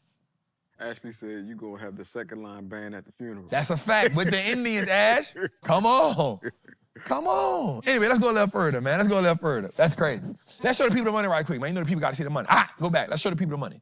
Gotta show the people the money. We gotta show the people the money. Can't keep going on without showing the people the money. If we don't show the people the money, they're gonna curse us out.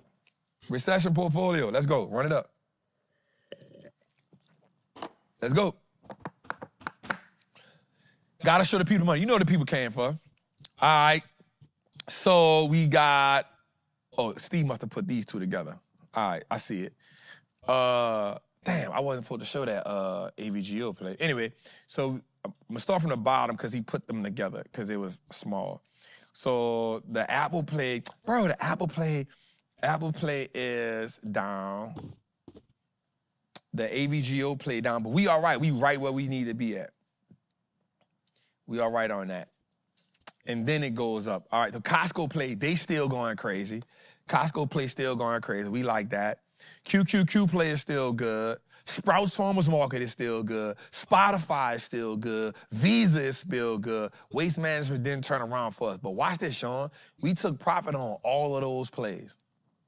So every play here, I've taken at least 5 to 10 contracts off the table. We eating that 1.5 down. We down to 1.3. We eating that thing now. Come on. Come on. Visa turn around. Some of the people are like, man, the Visa play ain't never turn around. Visa turn around for us. Come on, Visa. Run it up. Waste Management ain't turning around for us. We gonna get there. All right, let's go a little further. Shout out to the squad, man. Y'all see what we doing right here. You see the double picture. Come on. You see the double picture, Jose. Come on, Jose. You see the in picture? Making it happen. Come on, man. You know what I'm saying? Shout out to the squad, man. They cooking with Crisco, man. They cooking with Crisco. All right, we did get out of the AutoZone play.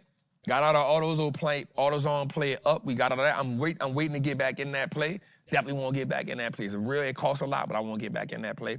CrowdStrike, moving like CrowdStrike move.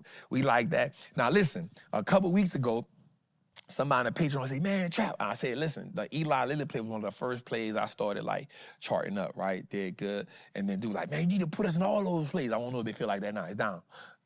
It's down. I told him, I said I had just started the charting process. That's why I didn't put y'all in the play. You know what I'm saying? He's like, nah, we need all that, Trap. I said, hey, listen, you don't. I just started. You don't need it. Let me find my flow. So we done found our flow. We've been killing it. Meta going crazy. Netflix won't stop. Hey, matter of fact, Jose, come on, Jose. I need you on this. We need to mark my word, Jose. Okay, let's get it. Jose, I said a couple weeks ago, Netflix will hit 1150. We at 1146. That's when it was at 1,000 though. Because remember I said it's gonna hit 1,000, but it was at like 950. It was like, Trap, that's easy, Trap, it's gonna hit 1,000. I said, all right, I got something for you. I said, we're gonna go 1150. Come on, Jose. Mark my word, Netflix is at 1146. Trap's the dumbest. No. Wait a minute, first of all, we're not gonna do that. You must have missed it when I said it that last episode. Yeah, I'm not Trapstradamus. Yeah. I do not got a crystal ball. I'm just saying. Right? I just base a lot of stuff on technicals, fundamentals. There you go. Yeah. At that time, it was just fundamentals. Now we adding the technicals, so it's in no man's land. Yeah. Not Trapstradamus. And the reason why is because I don't even, and here's why, because I don't want to get the guru, I don't want to get that, right? I'm just basing it off what I see. I'm basing it off momentum. I'm basing it off what the fundamentals say, and now where it can go at. What you got, Sean? 1150, yep. No, it's at 1140. What, it did? It hit 1150 Friday. Sure it did. Hit 1150 Friday. Come on, Jose. Stop playing. Stop playing. We made the call. One call, that's all. There it is. One call, that's all. I ain't saying it again, but you know. Come on, huh? Up $8 after hours. Let's go. You know. Come on, China. Talk that talk. All right, so as we go a little further, NVIDIA. So I'm not gonna lie. I gotta see NVIDIA get past 115, bro. It gotta get that 115 area where it really been,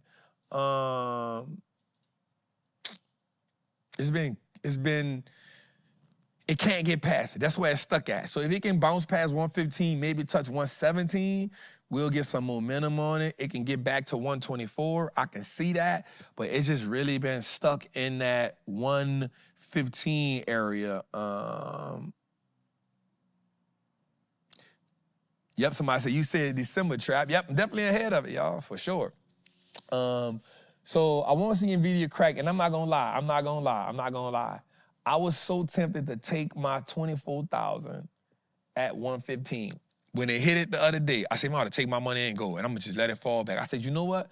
We're not about to get into that mindset. We all right here. Now, I'm going to say something I don't normally say. I got 150 contracts right there, Sean. We got 150 contracts right there. We got 150 contracts right there. So, yes, sir. Let's go a little further, man. So I'm not gonna lie. So I was telling Sean this earlier, Jose, and this was dope commentary for me and him.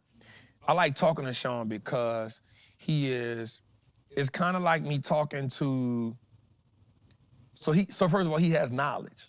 A lot of it. Right, he has knowledge, because he's been in the game, right? And so I just think like with some of my perspective and some of my information, it allows him, I think his biggest flaw is just confidence, right? Because, but believe it or not, that's something you need in this game. Especially in order to like scale your account. You can't focus on it. I say, you gotta live it, dog. You gotta live it, you gotta breathe it. I say, you do it, right? I say, your focus is just, bro, you gotta just get so comfortable with pulling that trigger. You know what I'm saying? And pulling that trigger with confidence, like, you know what I'm saying? And so, I was telling Sean earlier about the confidence situation, but I was telling him about this too. We did the 3 million last year. This year's a new year. We started the year off because they had a down, the first couple weeks of January was down, so we was down 299. We got that back and was up 699. And then just with all the pressure, and I'm not gonna lie, I was like, oh, we on our way to 5 million this year. Like I'm about to cakewalk this year, right? And so then we go through what we go through with the Trump situation. We go down like total $1.4 million all in total, right? And I say, Sean, let me tell you something. I said, even though I was learning more and I was doing more, I'm so glad that happened because it made me add the technical part to what I was doing, which is gonna make me dangerous. Because I'm already seeing the game from a different, like I told Sean this today, I said, say, bro, now, I say, Sean, just imagine this, bro. I say, imagine me doing our leap plays, you know, not even leaps, but just our deep swing plays for 6, 7, 8 months, right? But then also having those plays out, but then also playing 2, 3 month plays, and then also eating off the 2, 3 month play while the leap's still running, and then when it reverse on us, we playing a downside of it while still staying in the leap play, bro. I say, bro, you know how dope that's gonna be for the community? I say, Sean, but I don't even get that type of mindset if this don't happen. And Sean was like, I say, because here's the dope part about it, bro. Most people allow pain to paralyze them instead of allowing the pain to equip them the tools so they can be prosperous. Most people allow the pain to paralyze them. I say, bro, without this happening, I don't say, hey, let me just take this time to go in my bag and add these tools to make me that much more better. Let me just add them in, because the game not hard for me to adapt to. And I know me, I'm one of those people that's like, I'm a obsess over whatever I'm in. So now I had to tell my girl, babe, I apologize. I was in it. I've been looking at that thing for 3 hours. That's on me. I've been on 5 charts in 3 hours. I clicked out. I forgot to tell you good night tonight. My bad. I'm sorry. I had to get, hey, babe, you know, I had a call to say, hey, babe, check this out. I just want to tell you that, man, I apologize. I ain't been communicating like I supposed to be. And it ain't your fault. I just been in these charts. But she like, I get it, babe, but I'm glad you did that. I appreciate that, right? But I'm that person, right? So that's why my success accelerates so fast, because you start to understand that, no, and I live by what I tell people. You gotta treat the game like it's gonna change your life, so it can change your life. You treating the game that you know can change your life like it's a hobby. So you won't get life-changing results by treating it like a hobby. You get life-changing results by treating the thing that would change your life like it can change your life. That probably went over some people's head right there. You feel me? So you like, oh, Trap, I gotta work. All right, cool. Guess what? When you get off work, spend 30 to 45 minutes to an hour reading the charts. Learning about the charts. Go figure it out. Go read a book. Go look at them and try to understand them. Go find, there's no excuse, right? So if you get off work, guess what? When you go on break, guess what you need to do on your break? Stop scrolling. Stop scrolling on break. Go learn something. Go learn something. Right? When you get some downtime, hey, you don't got time to go to party right now. Guess why? You locked in. I told Sean, I said, hey, bro, I found this dude, bro. He's a 4-time stock cup champion. I done messaged him 3 times already. Stock cup champion? He done won the thing 4 times. I done messaged him 4 times. So it's like the Olympics of trading. It's a real thing. I said, oh, he won it 4 times. I messaged him 4 times. Guess what the message? How much the mentorship, partner? Just say a number. Just say a number. Yeah, talk to me. Just say a number. Whatever it is.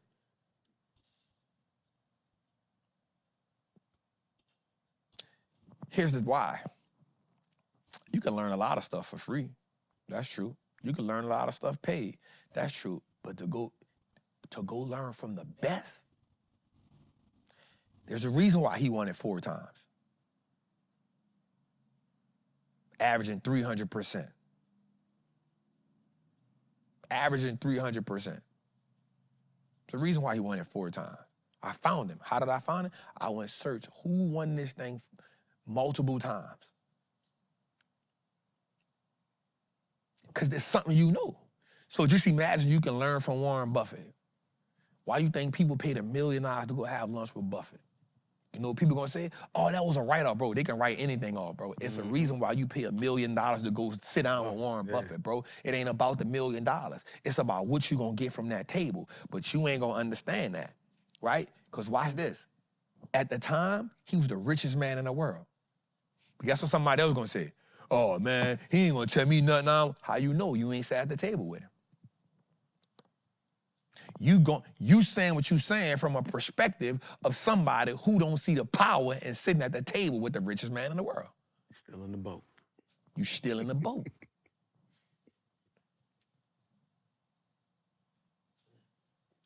You still in the boat. Right? So this man, the richest man in the world, and you say, hey, how much? $1 million? Bet. Here, Buffett. You start formulating questions at that point. But we be in our mindset of, man, I ain't about to pay nobody. YouTube gonna give it to me for free. That's how we think. And I'm not saying they don't have useful information on YouTube. We on YouTube. I know we give useful information. That's just like I was talking to 500 the other day. I called him. I was talking to him. He said, say, bruh. He said, man, I'm glad you called me. He said, bruh, I was in Utah. He said, bruh, I was in Utah, and I was talking to these dudes, these 2 young white boys. He said, bro, they running 8 figures a month. I said, what? He said, look, I saw the setup. He said, when I saw the setup, it wasn't my setup. He said, but the first thing I thought about was, oh, let me get this information so I could give it to Trap. He said, bruh, and he just went to texting me stuff. He said, also I took a picture of it because having a center, having a building is not my thing, but you got it. But you just need to see the structure. You need to see what they got going on. He said, bruh, so I started asking questions with you in mind. That's good. What I think my dog might not know. That's good. What I think my dog might need from an operation perspective, from a system perspective, I said, hey, yeah, I like that dog. And so what happens with us is, bro, you gotta, and he made me say, it's the thing. You around people who's sitting in the boat. You gotta get around some people who willing to step off the boat. Because when you're willing to step off the boat, you're willing to get what? A different type of result. You're willing to get a different type of result. Anyway, we'll go a little further. That was my little rant for just. Shout out to 4,000 in the chat, too. Shout out to 4,000 people in the chat, man. Let's go, man. Let's go, man. And I'll be real. I'm going to say something to you, bro. Like, I don't want to be mentored by nobody that don't got a mentor. Oh, yeah. Oh, yeah. I don't want to be mentored by nobody. If your mentorship stop at you, leave me alone. Because you think you know enough. Bro, I was talking to TDJ. That man said, I was talking to my mentor that blew me out my... I said, huh? I was talking to OGET. He said the same thing, because my mentor... What? You say what? I said, who mentors Eric Thomas? Who mentors 2D Jakes, bro? You feel me? But what happens is when you at the low level, right? When you at the low level, you got to grind it out. I get that. But then you also got to realize at certain levels, I've maxed out what I could get for free. Yep. So every level ain't for you to spin on. Mm-hmm. It's like I told Sean about the 4 levels of the man that I always balance out. My spirit man, my flesh man, my teacher man, my student man. There's times where I always want to put the flesh man at the end. But I gotta alternate that student man and that teacher man. There's times when I'm gonna be the teacher, and there's times where I'm just in student mode. You feel me? And you gotta balance them out, bro. You gotta know when it's time for you to be teacher. You gotta know when it's time for you to be student. And you gotta know, and I'm always leading with that spirit man, bro. That's real. You feel me? And what we get is I know when we trying to learn the game, we trying to get the game, it's cool. Like, hey, bro, I'm gonna learn what I can learn for free, so I get the bread up. But once you get your bread up, you start realizing the money is on the tool to get you where you ultimately want to go. You just using the money to get where you need to go at. You ain't using the money. The money ain't there for you to hoard the money or, oh, I got this money. What you keep looking at in your bank account for? Right. Spare no expense. Even the book tells us to chase wisdom. Chase her. That's Proverbs. Chase the wisdom. We keep getting complacent. Bro, this man Warren Buffett say I'm pissed off that I don't know how he can read 500. Bro, you in your 90s, how you read 500 pages? Either you lying to me or you know a trick, because every time I read 10 to 15 pages, I get sleepy. How the hell you go through 500 pages? It's that muscle. You feel me? I'm 10 pages in, I'm like, God, Yeah. shit. All right, let's go a little further, man. All right, so here's our recession, here's the freedom index, right? Why you let me go in that rant like that too, bro? You tripping. We're cooking. All right, freedom index, man. We got AJG. Y'all know we've been locked on to this one for a minute, you know what I'm saying? We got Costco still rocking out, Meta, Netflix, Nvidia, Palantir, and Sprouts Farmers Market. We are up 15%, Sean. Now, I got 2 more companies that I won't add, but I'm gonna wait. I'm gonna wait till about, bro, you know we in May already? We 5 months in this thing, bro. It's been a hell of a 5 months. We got 8 more to go.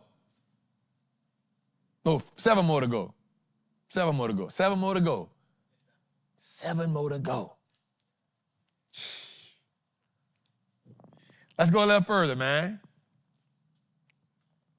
Damn, we on the road. 7 more to go. All right. But also, but here's the thing. I like, people be sleeping on Sprouts Farmers Market, bro. They sleep on Sprouts Farmers Market. Stop playing with them. All right, let's go a little further, family. Do we have, watch this. So here we are. So April was a pretty, April was a pretty good month. Shook back. Finished the month strong. Here we are in May. But I got a news for y'all. Show the next slide. We should have a slide about May. This is something that's dope. Watch this. Sean, I got something for you. That's your birthday? Sunday. Mother's Day? Come on. Here's something that's dope. Even though May is a down month from 1928 to 2024, watch this though. Out of the last 10 Mays, 9 have been positive. 2015, 2016, 2017, 2018, 2019 was negative, 2020, 21, 22, 23, and 24.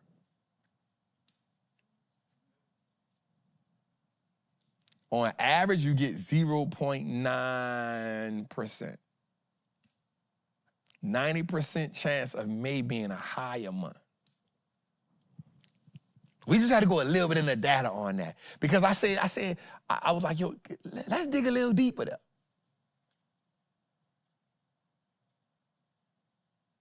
So just think about that. On average, it's a down month, but the last 10 years, 9 out of 10 Mays been good. So I got a question for you, Sean. What does this May bring? Come on. I think we can inch forward a little bit more. I think we You think came you out get of what? We can inch forward a little bit more. April, we rebounded. You know what I'm saying? We dropped, rebounded that. I think we ain't going to get a lot, but I think we definitely going to inch out of that. You know what I'm saying? Positive. Somebody asked, why is, that mean it just broke even? Yeah. I mean, it broke even. I mean, it ain't negative. If it ain't negative, it's positive. I mean, it just broke even. It's a doji candle. It's a doji candle. All right, so what do you think we go? You think we go 1%? Come on, give me something. I don't know why. I think probably 7-8%. I don't know about 1. 7-8%? I don't know about 1. I think we might pop. Like, I think You looking for an explosion. Nah. Because you got to think, in 2024, we did 4% in May. That's what I'm saying. I don't know. I think we probably going to get something, but then, I don't know. Trump, I feel like he going to say something. You saying 0.7%? 0.8, not 8, I thought you were talking about 8. I was like, yo, 8% in a month? Oh, my God. Boy, what you know that I don't know? What do you know? Nah, probably 0.8, maybe 1. Because So almost 1%. Yeah, I think we're going to get something, but I don't know. We got to see what Trump do with this. Let's see in the chat. In the chat, what y'all think we get? C-Dot, what you got? Let me see. Shazam, what you see? Nettie, what you see? Nettie says, cheers. Negative. All-time high on the way. Woo! Triz, what you see? May look good?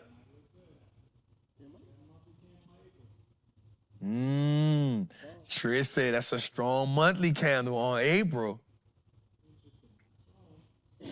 Okay, interesting. Okay, let me get my word right. My dog Trish said it's interesting. Okay. Avian said 2%. All right, Jose, I'm going to go on a limb. Let me see something. Let me see something. Let me see something, Jose. Let me see something. I'm going to go SPY, and I'm going to go. All right, so far,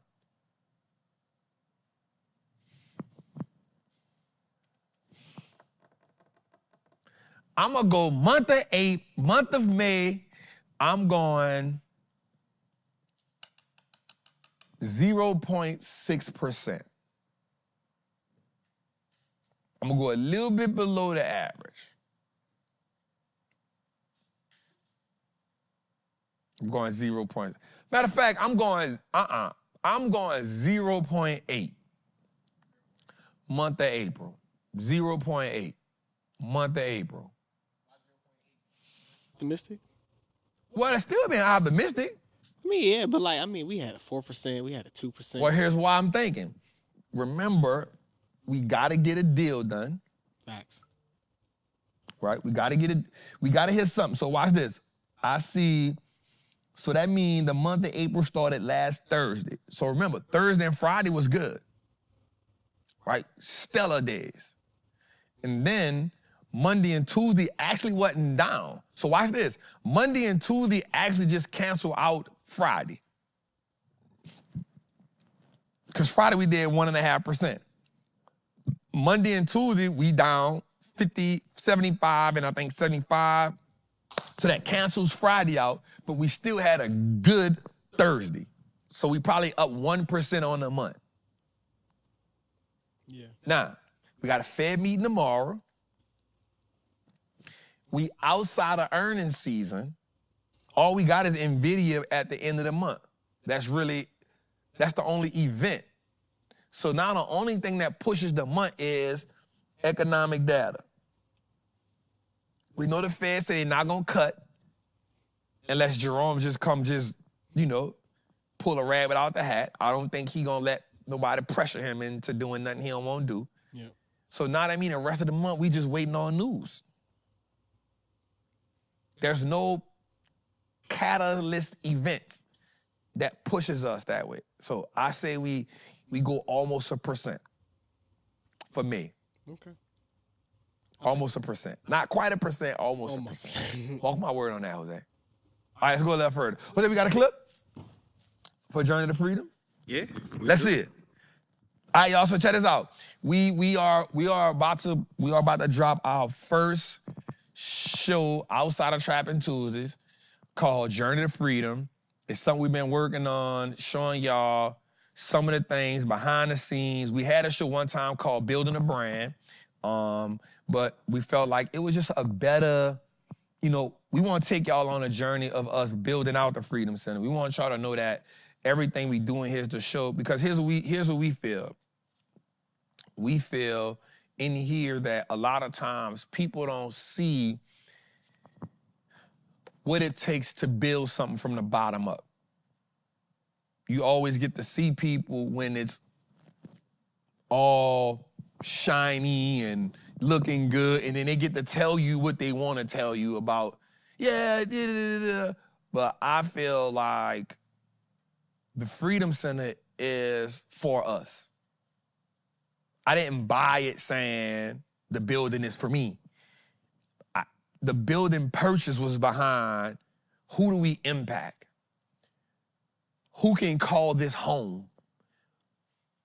And so we want y'all to see this. It's called Journey to Freedom. It's literally us building this joint from the ground up, from the floors to everything. That's what the thing gonna be on. We're gonna be dropping it real soon. But I told Jose and the team at the last minute before the show, I want a snippet that the people need to see. And so this is what they came up with. So I ain't seen it, y'all ain't seen it. I just told Jose them what I want. Let them see the snippet, Jose. From the trap of Wallstreet. Come on, boy. I like that.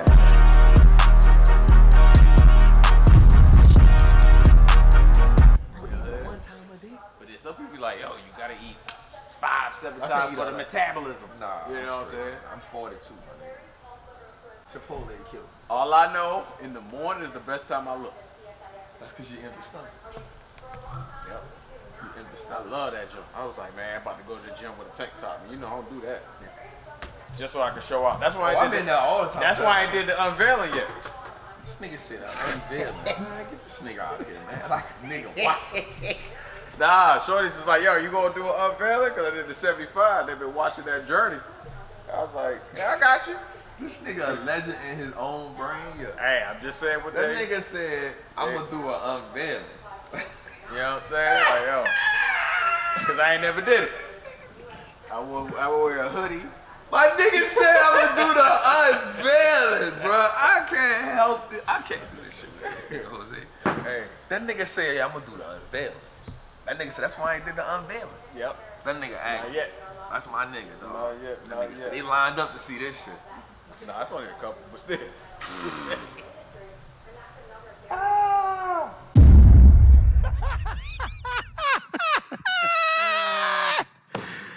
Man. Look, they get to see all the conversations.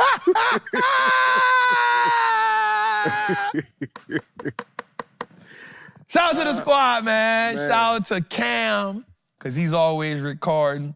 Shout out to Steve, Jose, the whole squad. All I know is every time I get out the truck, the video just go to rolling. Just run. You know what I'm saying? So that's good. So I have no idea what this gonna look like, but, I paint the picture, they come through, and it's the ups, the downs. Y'all gonna see me in this joint fussing. Y'all gonna see him in this joint kicking tables. Y'all gonna see me in this joint hopping on tables. Y'all gonna see me having some serious meetings. Serious meetings. Serious meetings. Bernard, are they gonna see us making a deal? Yep, it's in there. You gonna see us making a deal? Y'all gonna see your boy negotiating a deal. Mm-hmm. You dig? You gonna see your boy negotiating deals. So we're gonna just take y'all on a journey with us. Again, that's just an intro. Y'all gonna see us, what goes on behind the scene with Trappin' Tuesdays. Y'all gonna get to see a lot. And so with that, man, the name of the show gonna be called The Journey to Freedom. It's gonna be on this. It's gonna be on this page, on the network page. It won't be a podcast. It will just be a visual show. And so y'all don't get to see that. And so this is gonna be our first show outside of Trappin Tuesdays, but also we got more shows to come. We got a lot more shows to come where we produce shows, you know, and the goal for us is to, you know, bro, like, I think that representation means a lot. I think that it's important that people get to see something get built from the ground up, and y'all get to learn from them. Y'all gonna see me, I'm telling y'all gonna see me fussing. And sometimes I gotta tell Cam, turn that damn camera off. Don't record that. Don't record that. You know what I'm saying? Because, like, it ain't always peaches and cream.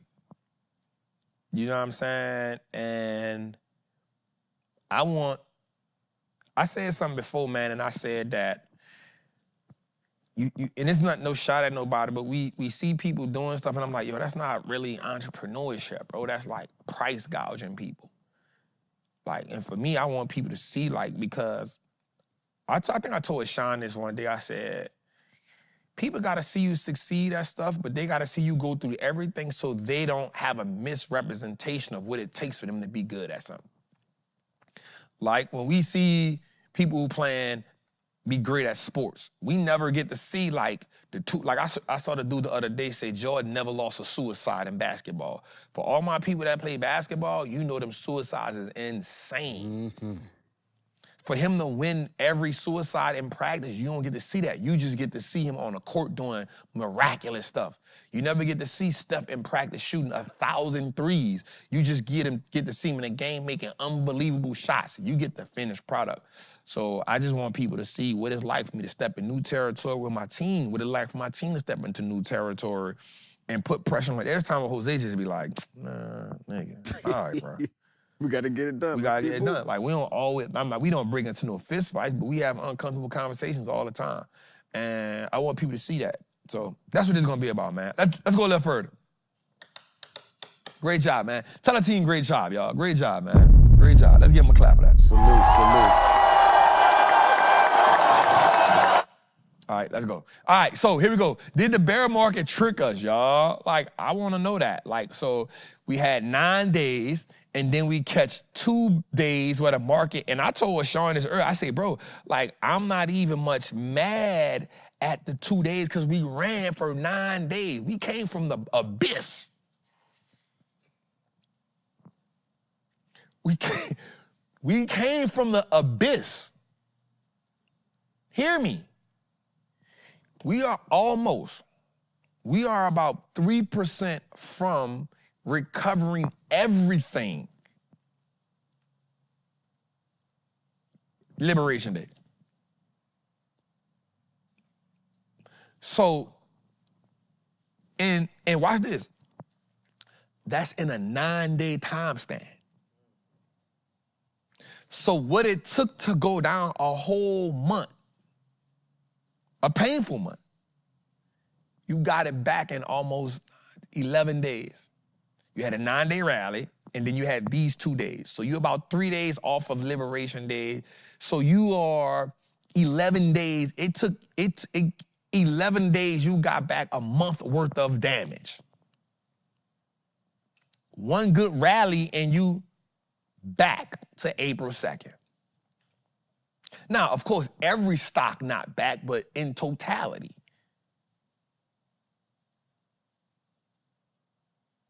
In totality. So here it is. The length of days when they talk about just did the bears trick us, bear market rally since. Now, when it's saying length of days, this is like a rally doesn't consist of like consecutive days. It means higher highs and higher lows. Consistently is considered like a good rally. You feel what I'm saying? So it's, look, average 44 days. So watch this.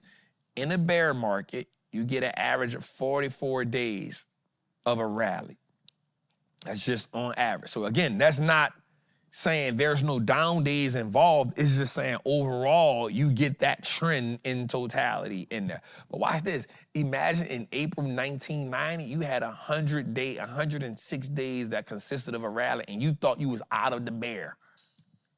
Think about that. That's insane. That's a half a year almost, bro. So let's see. In 2001, you had 105 days. In 2022, and we saw you had 60 days.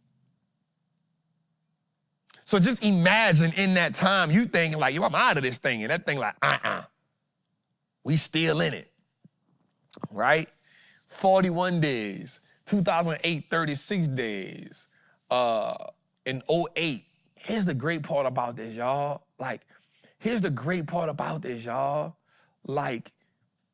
And I will say this in the Patreon. We some bold people. Cause we sit on the side, but we be about swinging. You know what I'm saying? Like, we'll take our damn, all right, let's go lick our wounds, y'all. Let's go lick our wounds. But guess what? We back at it. Better, more precision. Shout out to my girl, Brooke, because she said something one day in a group that was real dope. She said, hey, y'all, listen, we done been through this before. Right? I know it may hurt, but Trap done helped us get through this before. We all right.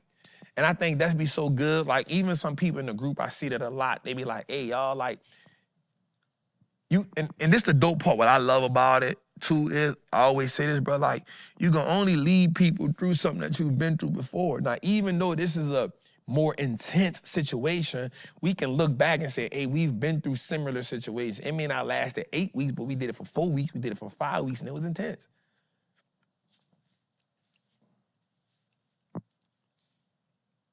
And what I want everybody to understand is, like, if you didn't just quit during this time, here's what I do know. You 100% see the market different. You 100% came out of this shit better. You came out of this, and we not out of it by far at all, but them 8 weeks took you somewhere. You was like, hey, guess what? I just learned this. Boy, I'm tougher than what I thought I was. Hey, it ain't shake me. You know, it's okay to go back and like, hey, let me lick my wound right quick. All right, get it together. What round it is? What round it is? Got it. Right? But watch this. This is how you know you getting better, when you don't emotionally respond the way you did 8 weeks ago. Right? So when the market hit, you don't emotionally be like, man, not again. You look at it like, what? 0.75%? Oh, boy, that ain't nothing. Boy, we all right. And you start not panicking like, hey, let me hurry up and take my profit here. No, let me let the play out a little more. I got my take profit zone in play. I know when I'm going to cut it. When you start letting the game, like, if you didn't come out of this, and here's the thing, you can't just say I came out of it better. How you know you came out of it better? When you move different. How you know you came out of it better? When you see the data different. When you see, bro, on TV, here's what I want it to do. Here's what I think it should do. Trap put that play in, let me see the play. So here's what I started doing. Even in the Patreon, I started saying, hey, check this out. When I put the play in, I'm going to give you a diagnosis of what I see. Now, that's just saying that, I'm showing y'all what I see, what we did. So I just want everybody to know that's in this game, who stayed in the game, who fought for all of this. I want you to understand that you may have went through it. Yep, you took some L's along the way, but guess what, if you did what you were supposed to do, you came out of it better. From an emotional fortitude stance, from a mental stance, from an information stance, from a data stance, how you see the game different, you came out of it better. Let's go a little further.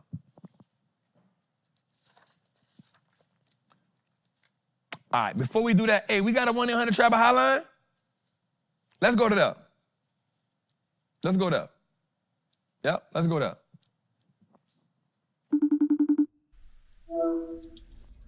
Hello, Big Trap. Hello, Jose. This is John. Jose, I appreciate you taking this question. And Trap, I appreciate everything you're doing for the culture to raise our awareness on wealth access. Look, I have two former 401ks from my previous jobs. If you add them together, they're about 140K total.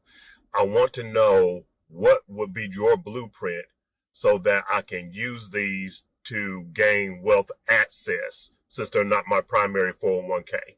I've taken your class on both buy and hold and option, and just want to know what would be your blueprint to make this grow to 7 figures within the next 5 to 10 years, so that I don't have to call Nate and tell him that I'm in a bind. You know what I'm saying? So any advice you give me, I appreciate it. Thank you. Keep doing what you're doing, bro. Salute. I'm in a bind, Nate. Oh man, I appreciate you, OG. I think one thing, even with the accounts of sales, it just has to be, all right, so the first goal is Trap, how do I grow it to 7 figures in 5 years, right? I think the biggest goal is, one, we got to analyze who we are as investors. We got the goal, and now we got to take out, like, what's the philosophy that we want to use to get there? Do we want to, so because you said it's at 100,000 together, you know you want to be aggressive. So for me, aggression, where is the growth at? So now you're looking at those hyperscalers, you're looking at companies that can grow real fast. But it also doesn't necessarily mean all technology, right? Because people can, I personally feel like the market doesn't grow without technology, but one of the things we've done in the Patreon is we found some great companies that grow fast, just like technology companies that aren't technology companies, right? Like, we found a lot of companies like that. So I think, one, it's going up, but two, you're going to have to, 100%, like, you're going to have to get in the options game to grow it to $1 million from 100,000. That's a 10X. If you're at 100,000, you're trying to go to $1 million, that's a 10X return, right? So in order to get 10X, that means you got to be aggressive. And so now you got to start saying, what's the aggressive nature that I'm willing to take? Now, what I would say is, I would change the perspective of how do I 10X it to how do I grow it, right? How do I at least, so you play from the numbers game now. How do I double this every year? Better perspective. And it gives you leeway. Because if you say, I got to 10X this in 5 years, you are now, and I'm not saying it's not possible, because remember, we did 400,000, we turned 400,000 into what? We did what? You know what I'm saying? In a 2-year, 2.5 year, we 10X'd it, right? So it is, you know what I'm saying? We 10X'd it from 400,000 to 4.2 million in 2 years, maybe a little over 2 years. I think we started in what? When we started the show, Jose? 2022. So 2025, we hit 4 million, right? Well, we did it last year, we hit 4 million. We hit 4.8 last year, but then we took the 800,000 out to get the building, right? So we did that in 2 years and some change, because we did that, we started in August, and I think we did that around end of the year. So it's 100% possible, but I knew my aggression was on 10. You know what I'm saying? And so, one, you got to ask yourself, and we took losses along the way. So, one, it's you want to do it, and it is possible. Are you willing to be that aggressive? And is it necessary? I had a goal. My goal wasn't even, watch this, my goal wasn't even a 10X it. My goal was just to keep growing the account. And what happened was, a byproduct of me consistently growing the account. Hold up, y'all. Let's see what that say. I say everything all right? Yeah, that's CNBC. Okay, I figured it was, but you know, everybody got nothing different fam. chimes. No. And so, let me see. So, China to cut key lending rates by 10 points. Bank reserve required ratio by, that's the Chinese news. That's in China. I was about to say China, US had a deal. I was about to say, hey, run it up. But what So the goal wasn't for me to 10x it. I'm not saying that's a goal. What I'm saying to you is, who do you have to become as a trader and as an investor to be in position to do that? I kept evolving as a trader, but don't forget, I also evolved as an investor, because even though we grew the account from 400 to 4 million, buy and hold played a big part in that too. It wasn't all trading. Buy and hold had a big part in that too, because that's the money that does what? It just grows for me without me being active, right? So I think, and I know I'm saying, but I'm in it because the goal wasn't the 10x, and I'm not saying that's the bad goal, but now you putting pressure on yourself that I don't think you need to put on. I think the goal is trapped. I want to just keep growing this money at a 3% growth rate every year, 4% growth rate every year. What that does is it just keep making you evolve. And what I do know is you'll look back and be like, oh, damn, we done flipped 100,000 into, I don't know, 500,000 and shit, 18 months. That's still better than what you was gonna do there, right? So I guess what I'm just saying is like, don't put there's already enough pressure on an investor or trader to consistently grow the money. Don't put the unnecessary pressure on yourself to say, yo, I'm gonna grow it to 1 million. This is what I gotta do in this time frame. This is a better way to do it. I'm gonna turn this 100K into $1 million in this market. In every year, I'm gonna at least double this joint. Here's what's gonna happen. When you turn, watch this is about to be a good scenario. Let's say you turn 1 to 2 in 1 year. Then the next year, watch this. Because you have a little more leverage and you got a little more rules, the next year you turn 2 into 4. You got a little more leverage. The next year you turn 4 into 8. It's possible because you're just doing doubles. And then you, watch this. Then the next year you turn 8 to 16. Now, you did it in 4 years because all you did was double. Now, you may say, well, Trap, that's even lesser than that. But here's what happened. The goal wasn't to do what? Grow it to 5 million in 5 years. It said, yo, I just want to double my bread every year. What does that make? What does that require me to do as an investor? What you did was, even though you exceeded the goal, you changed the parameters in which it took for you to get there. Man, I hope I made sense with that. That make sense, Trez? Right? So what you did was, you said, yo, what does it take for me to just double my money every year from trading and investing? And so now when you put it from that perspective, you say, all right, now I'm gonna allocate this much to trading, I'm gonna allocate this much to investing, and you just start playing a game of doubles. You start playing a game of doubles. I'm gonna show you how to play the game of doubles. The first year we did Trappin' Tuesday, we did 500,000. The next year we did 1.5. The next year we literally did 3 million. That's literally how the show went. We did 500,000, 1.5, 3.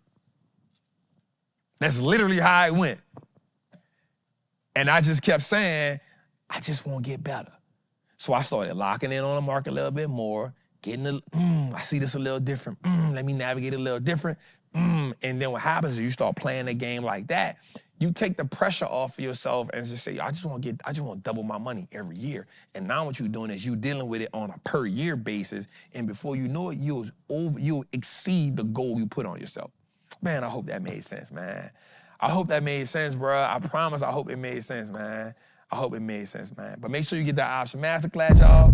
And make sure y'all join the Patreon, man. I'm telling y'all, like, we locked in, man. We really doing we got some dope people in there, man. Let me shout out. And make sure you join Trappers Anonymous, man. Shout out to my people in Trappers Anonymous, man.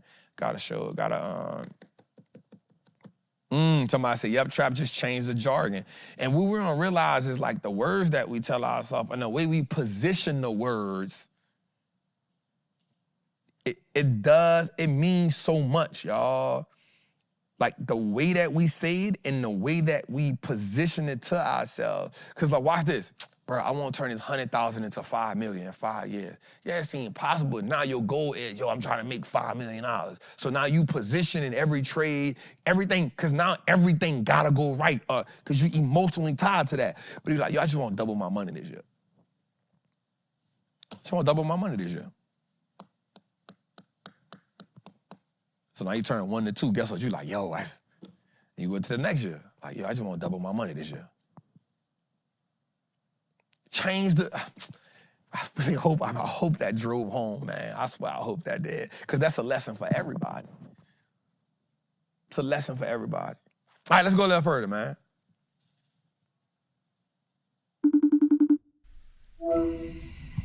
What's up, Trap? Jose and the team. What's up, Trappers? It's Titus here. I got a quick question for you, Trap, because I keep hearing about this inverted yield curve, and every time I hear about it, I kind of understand it, but it's hard for me to internalize it. So I was wondering if you could describe the inverted yield curve phenomenon to us in Trapper language, and also could you tell us how does this inverted yield curve phenomenon impact our portfolios in the short term and the long term? Again, thank you, Jose, for taking my question. Thank you, Trappers. I'll see you tonight at Trappin' Tuesdays. Yes, sir. So think about it like this. Great question. Shout out to Titus, man. Think about it like this. When the market starts to pay you more for holding something in less time, you know there's a problem. Right? So the market essentially always rewards you. So you think about it like, this is one I wish you would have showed me, because I would have put it on a whiteboard. You know what I'm saying? So think about it from this perspective. Get a whiteboard. I was about to say, if we need it, we already. Yeah, we just make it a whiteboard moment. Just make it a whiteboard moment. Yeah, we'll make it a whiteboard moment. This is an easy one, too. You know, he always ready for the whiteboard. Always ready for the whiteboard. Give me some music. Give me some music. Give me some music. Music. Where the thing is? We ain't got no. Oh, all right, there you go. No, he's not. Make sure my pants up too, dog. He's gonna go too. We good?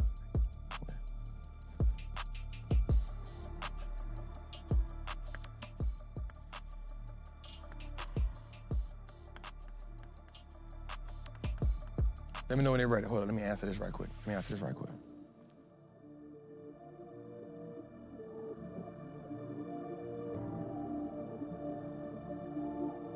is what they get when we live, you know what I'm saying? We got CNBC calling, you know what I'm saying? The lady calling, whiteboard moments at the drop of a hat.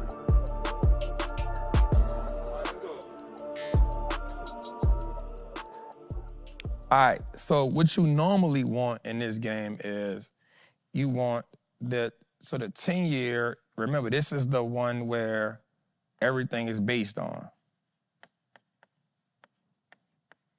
Your car, your house, this is the one that makes the most. This is the one, remember when Donald Trump, when we said, hey, there's pressure. When we say there's pressure in the market, the bonds made him do this, right? It's because this bad boy here is the one, right? So this is what a lot of stuff is based on. The bond market is what a lot of stuff is based on. And so this is a normal market, right? In a normal market, you'll have the 10-year has whatever that is, whatever the rate is on that. So let's say it's 4, let's say 7. Let's say that 4.2. What you don't want to see is them cross. And the reason why is that tells us that something is off in the economy, right? Because anytime, hear me here, anytime the market rewards us for more short term than long term, that means the market has ultimately had some type of disruption because now people are trying to hurry up and get short-term cash. Does that make sense? That make sense?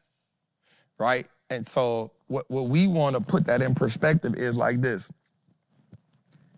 I want to make sure I can make it make sense to everybody.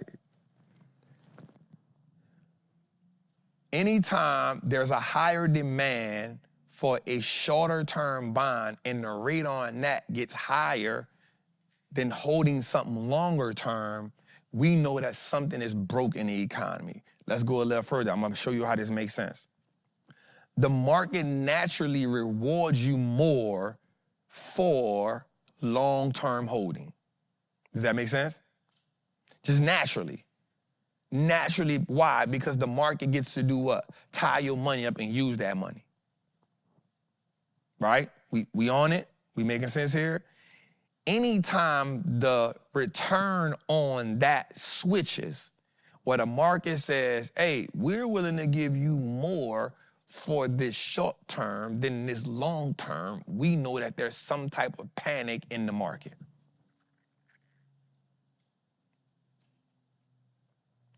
Does that make sense to everybody? What that also doubles down and says is that now the rate at which everything is on, your house, your car, yeah, good, I need to see that. I need to see that, good. Right? The rate at which everything is on, your house, your car, and everything. Now, if the market can't get people to sit there because there's no returns on that, that's an inclement idea that, hey, something is wrong in the market. Is that making sense? Because essentially the market wants to lock you in on longer term rates. We good here?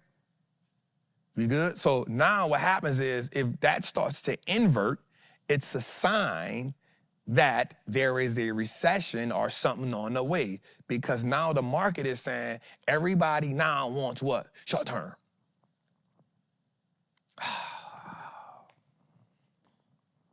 All right, so here's the thing. Watch this. If we remember, watch this. If we remember during the pandemic, we was inverted for 18 months.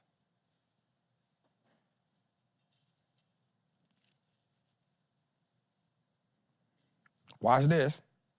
Watch this. And everybody kept saying a recession is on the way.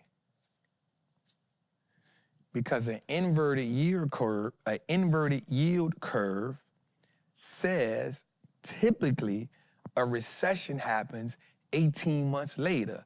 Watch this. What you about to say? Watch this. That happened in what? The yield curve inverted in 2020. Watch this. In 2022, we had 2 consecutive quarters of negative GDP, which is a recession. But under Joe Biden, they said we not in no recession. But technically, we were. They try to reword it. They try to re-describe it. So essentially, the yield curve is always used as a metric that says when the yield curve gets inverted, a recession follows 8 to 18 months later. We stayed in that for 22 months. And we got the recession back-to-back months of negative growth in 2022. So what that tells us is when that 10 and 2 cross and they not going how they naturally supposed to go, it's one of the biggest warning signs that you can ever get that a recession is on the way. Because now the market no longer wants to be in the 10-year. Oh, we make sense right there. Let me know if we making sense. I'm looking at the comments right now. I need to know if we making sense right here. Right? So anytime, I'm glad you asked that. So anytime you start hearing them say the yield curve has inverted, you now know that the 10 and 2 has crossed. There's a lesser demand for higher. Somebody say, y'all Biden lovers, hear that? Hey, my name Bennett and I ain't in it. Now you should say that, right? So anytime you hear that the yield curve has inverted, you can, right? You can understand that. And so what happens is there's a lesser demand. Okay, here's an even greater scenario to put that. Investors, ooh, this is about to be good. This is about to be good. Watch this. When the stock market, when the economy does not look well to people, they run to bonds. Watch this. When the economy doesn't look well, when people look for safety in the economy, they run to two places: precious metals, gold, silver, and T-notes. Why do you think Warren Buffett printed so much money? Well, it showed us. He had $300 billion in what? Treasury bills. More bills than who? The Federal Reserve. Why? He was buying them every Monday. He was buying them every Monday, and those bills, those notes do what? Pay him interest. So he was buying 90-day notes, which means he buy the note, they pay him interest, and then they give him his money back. So every Monday, what he was going to do was buy a couple $1 billion worth of notes. So that's how Berkshire kept on printing so much money. They kept printing so much money not because the operation was printing so much money, but the interest that he was getting on those 90 days, because he was putting 10, 20, $30 billion of them every Monday, the interest that we was paying them, remember, America pays what? About $2 billion a day in interest on the debt. Well, those bonds are a debt, and we got to keep servicing that debt. No matter who got it, we got to service the debt, which is the interest on the debt. So when investors feel, we had a bond auction today, as a matter of fact. So now when you're looking at CNBC, one of the things you can start looking up is when there is a bond office. You'll hear about this guy named Rick Santelli. He's the dude with the glasses that talk really, really, really, really fast, and he's always excited. His name is Rick Santelli. He will always tell you what the bond auction did. He will say, today we had a 30-year bond auction. Today we had a 10-year bond year auction. Today we had a 20-year bond auction. Today we had a two-year bond auction. America is selling the bonds, right, so they can do other stuff, or they're refinancing bonds. And so every time you buy those bonds, America has to pay you. You can go to your bank and say, hey, I want to buy these bonds. Or you can go to USTreasuryDirect.gov and buy bonds. They won't discriminate on you. I think the less you got to spend is $1,000, right? If you just want to buy some bonds. What America does when the economy is shaky, investors go to bonds. So when they pick in one bond over the other, then that yield will invert. When that inverts, that means there's not a demand for one and there's more demand for the other. So when they invert like that, that means there's panic somewhere. Something is broken, which is why they said when the 10-year got to 4.5, and America started tripping, and it was like, hey, Donald Trump, you need to do something right here. It wasn't about nobody else putting pressure. Remember they said this for sure. They said, hey,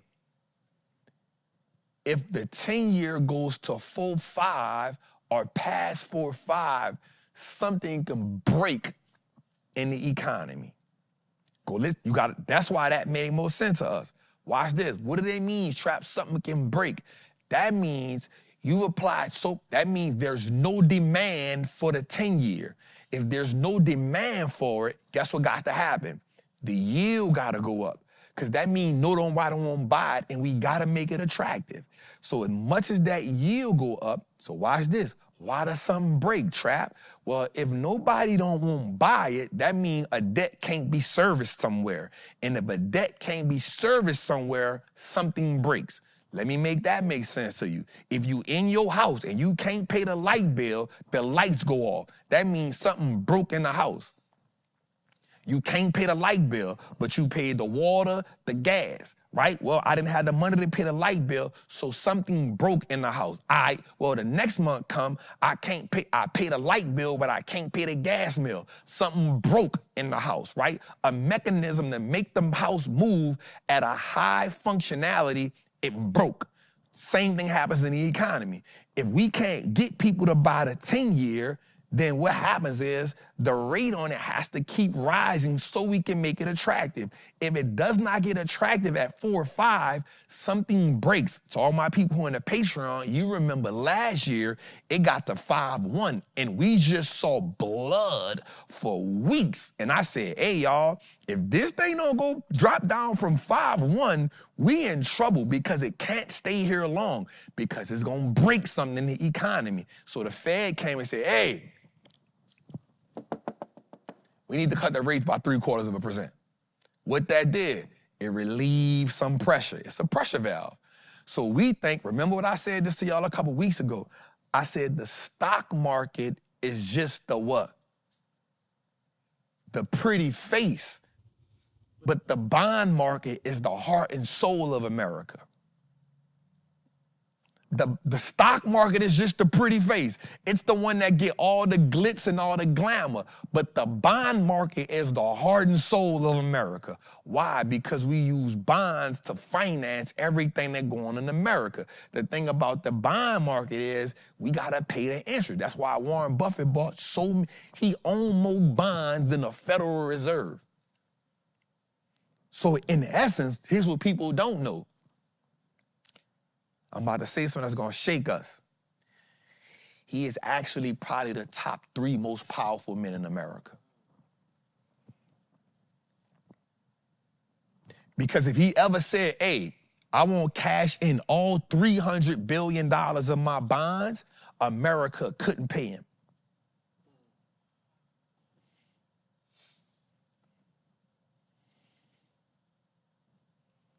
He's actually probably next to Jerome Powell.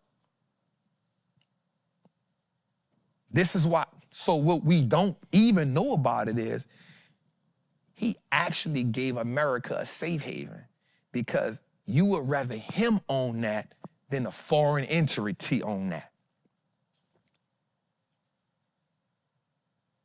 You would rather him own it than a foreign entity own it, which is why he said, don't bet against America. He actually, even though he making money on it, he actually put America in a really cool place. Because if he ever said, hey, you know what, man, just give me all my money, all 300, something would break. Because then we would have to refinance to try to get that to somebody else and hope that somebody else will want to take that debt. Are we making sense right here? Are we making sense? So, in essence, if that yield inverts, that means there's not a demand for this bond over the other bond, which would normally be it. And so now that is a problem.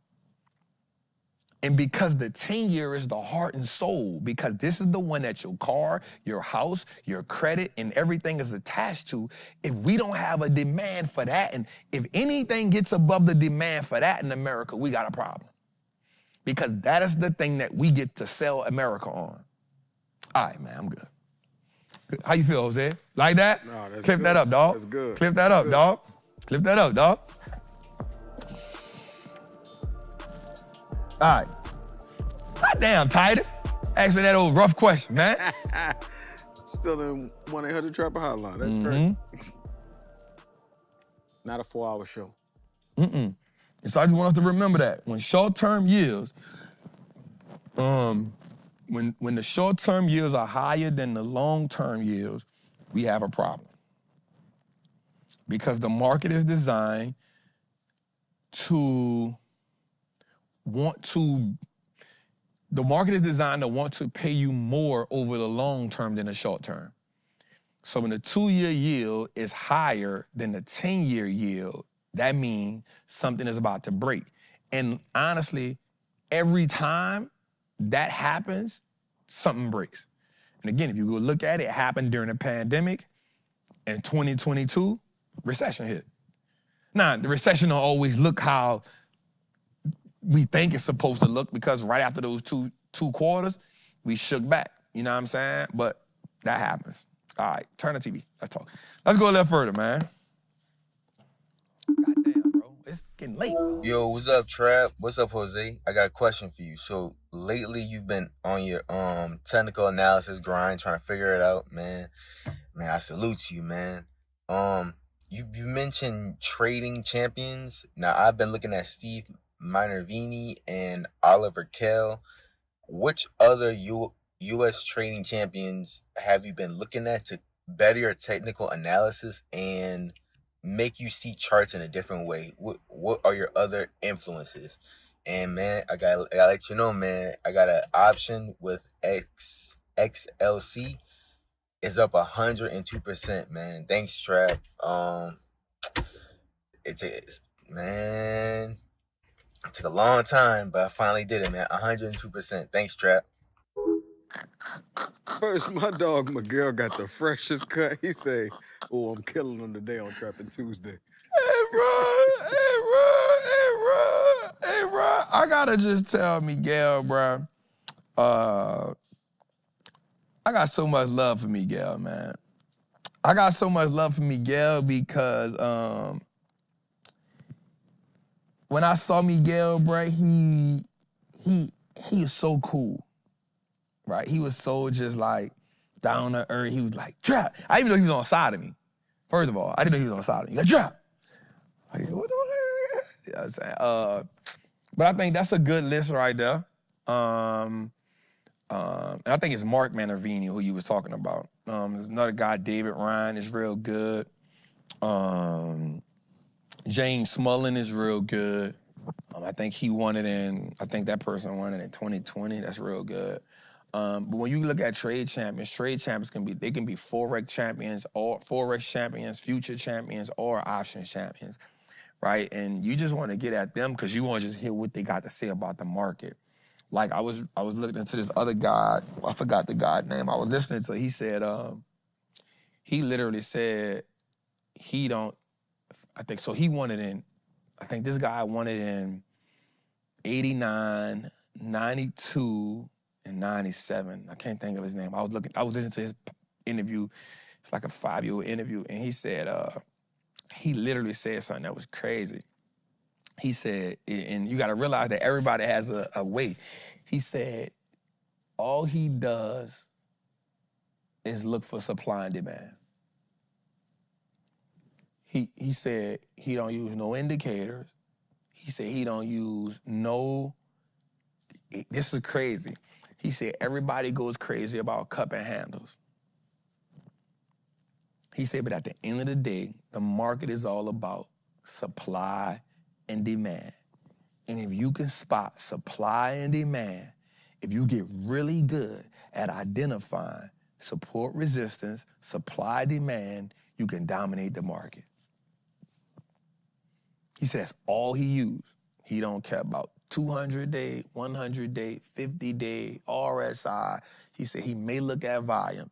He said, but all he worried about was supply and demand. He said he got really good at supply and demand. Now, so he won it 3 years.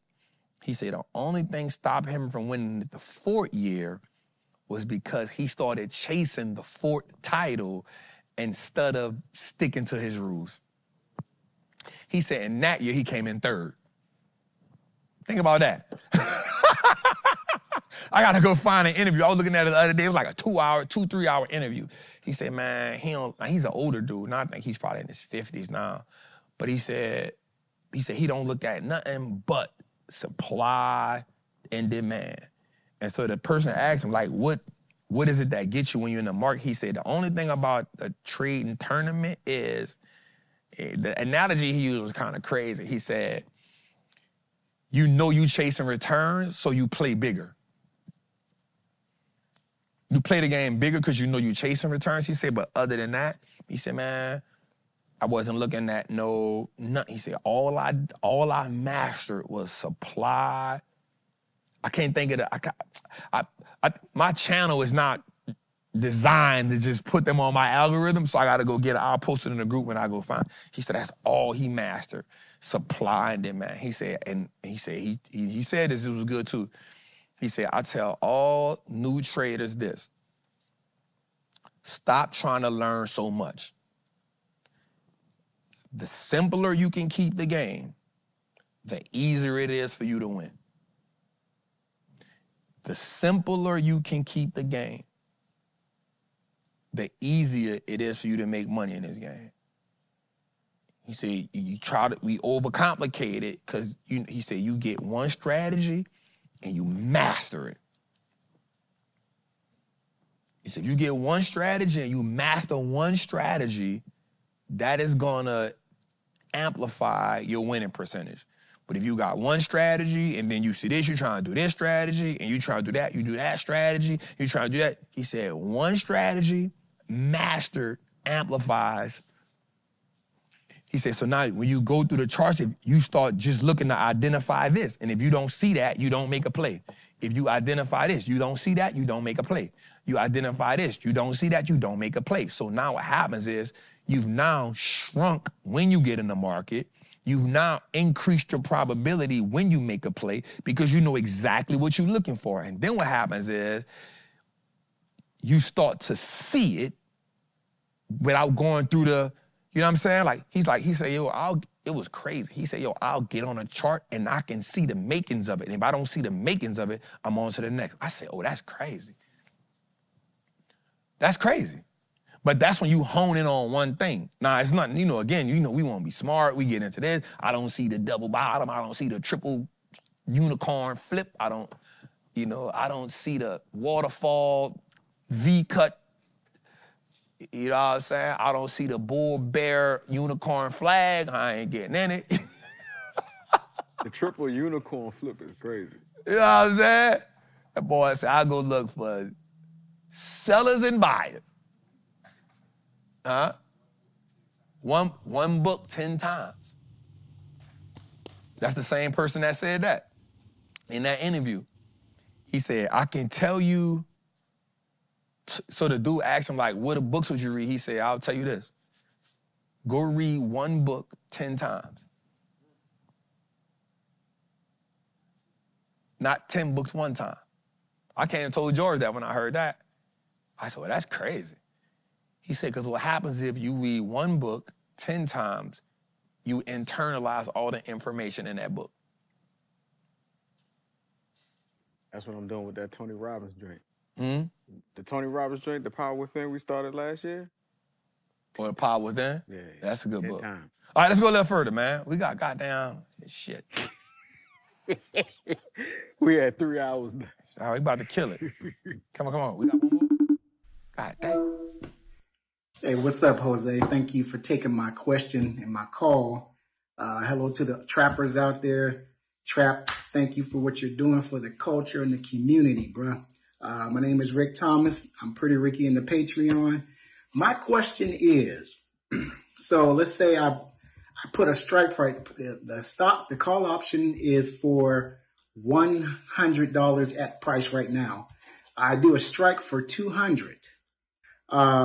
At expiration, do I have to pay for the 100 shares before I can sell those off? That was my question. Thanks. Okay, so you're saying you got a strike for, I'm gonna make sure I say it right. You got a strike for 100. No, the stock is 100. And the strike price is 200.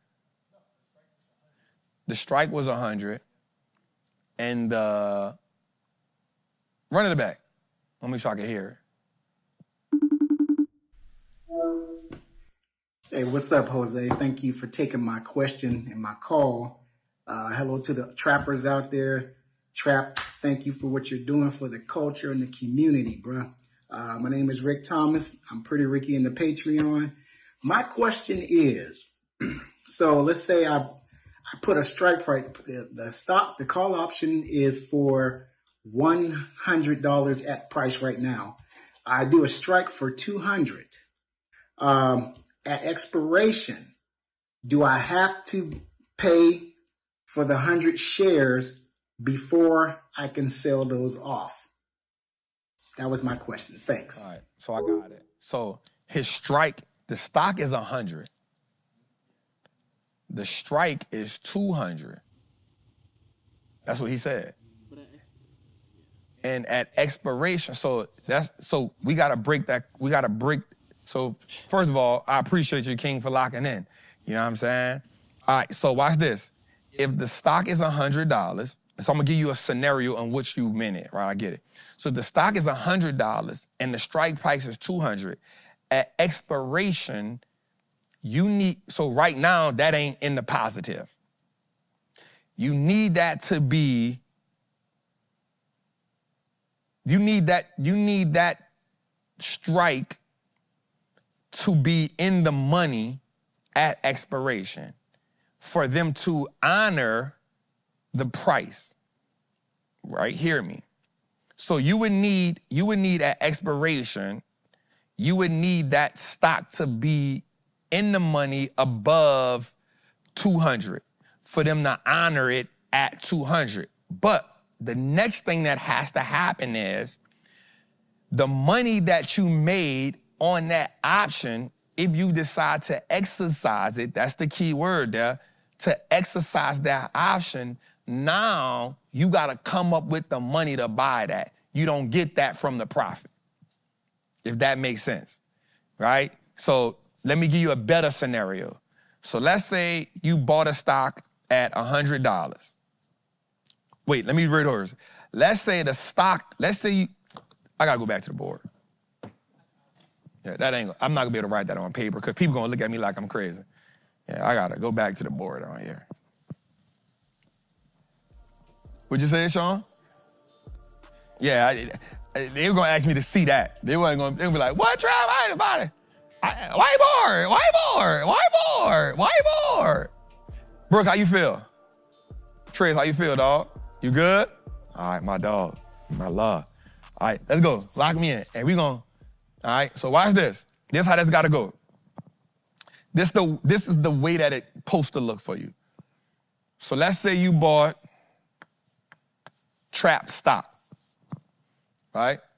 Let's say Trap stock is currently $60, right? So you think that by December 2025, Trap stock will be $75. Now, the next thing happens here for my people that don't understand how the option market goes. So now you have a call option, which means you want the stock to go up. You believe the stock will go up with a strike price of $75, which means you think the price, now you've put a price tag on it, and then you put an expiration date on it of December 2025. So essentially now, you think that Trap stock, you put a call option on it, meaning stock gonna go up. You say it'll hit this price at $75 and you get this expiration date on it. So you said Trap stock will hit $75 by December. The next thing that has to happen is how much they charge you for this. So here's what they're saying. Let's say you found on the option chain, they say, hey, this thing will charge you, I'll put a price on it of, just give you an example, $4.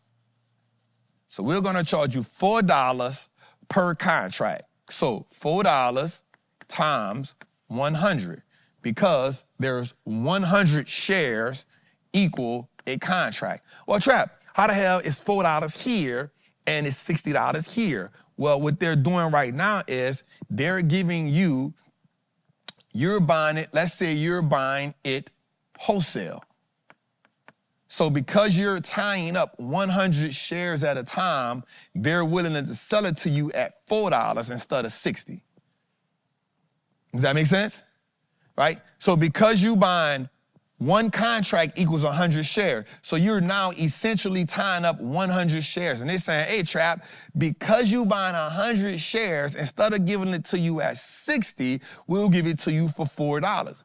Now, because we doing that, we'll give you the right to do two things at the end of this by December. We'll give you the right. We'll give you the right to do this. We'll give you the right to cash out on the profits if that goes up, or we'll give you the right to buy it. Now watch this. Here's the dope part about it. We're giving you the right, if it does hit $75 or more, that's key. If it hits $75 or more, because it can go up to 100, we'll sell it to you for 60. So if it's above $60 in December, Trap, because you bought 100 of them, because you tied up 100 of them, we'll sell it to you for 60. So Trap, in December, if this stock is $100, guess what, Trap? We'll sell you all 100 of these, not for $100, but we'll sell it to you for 60. And guess what? We have the obligation to do that. Okay, this is about to get good. That's a great question. That's a great question right there. This is a great breakdown. So watch this. Here's how dope this is. The person who sold you the option, they have the obligation, meaning they have no other choice but to do this. The person who's buying it, you have the right, meaning you got options to do whatever you want. Let's go a little further with that. To buy one contract, 4 times 100 equals what? $400. But if you bought 100 of them at 60, that will cost you $6,000, right?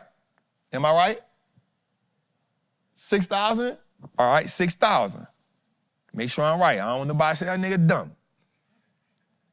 All right? So you see the benefit here. So if you bought 60 shares, if you bought 100 shares at $60, that will cost you $6,000. But because you buying it wholesale and you saying, I think based on my fundamentals and my technical analysis that this stock can be $75 by December, you go to him. I said, you know what? I bet you it don't do that. Now, here's the dope part about it. In order to get this deal, you got to give him $400 out the gate. He get to pocket that $400. That's called a premium. That's the price to get you in the game. The premium gives you the obligation to do all the other stuff. Turn the TV. We trapping or we trapping? I need to know we locked in right here. I need to know we locked in right here. How we feeling in the chat? All right. I need you to lie this down. All right. So we got that so far. Everybody understand that? So first thing first, Ashan feels like Trap Capital. Thought Bernard was going to pop up. Get your ass up. Ashan thinks that Trap Capital will be worth $75 by December. He came to me and said that. Now this, I'm going to give it to you in a little street situation. Hey, Trap, I think that Trap Capital going to be worth $75 by December. I say, I bet it won't. He said, how much you willing to bet? How much it costs right now? It costs $60. Well, guess what? If you buy 100 of them, instead of me selling you 100 of them for $60, I'll sell you 100 of them for $4, but you got to buy at least 100. Ashan says, that's a bet. What's tied to it? Well, you got to give me the 400 right now to sign up, to make the deal go in action. But here's the thing, Ashan. If it does hit $75 before December, then I have to either sell you 100 shares at $60 now, but it's worth 100. You get all that premium baked in. So watch this. In December, or whenever you cash out, I gotta sell you 100 shares for $60, but they already worth $100. So you get $40 worth of premium baked in. So I sold you $100 stock for $60, but you gotta buy 100 of them. Are we making sense? Are we making sense? So I gotta sell you, but Sean's deal is he gotta buy 100. Or Sean can say, you know what, bruh? I don't even want the stock, I just want the money. That's his other option. He can either buy the 100 shares for $60 that's worth 100, or Sean can just get all of the profit off of it. So now that's gonna be baked into some other things, data, delta with all that, but let's just say this. The $400 that Ashan spent, by December, let's say the $400, he done flipped it, let's say it's now $900. We just put an example out there. So now Sean can say, you know what, bruh, I don't want to spend the money to go buy these 100 shares. I would rather just take my $900.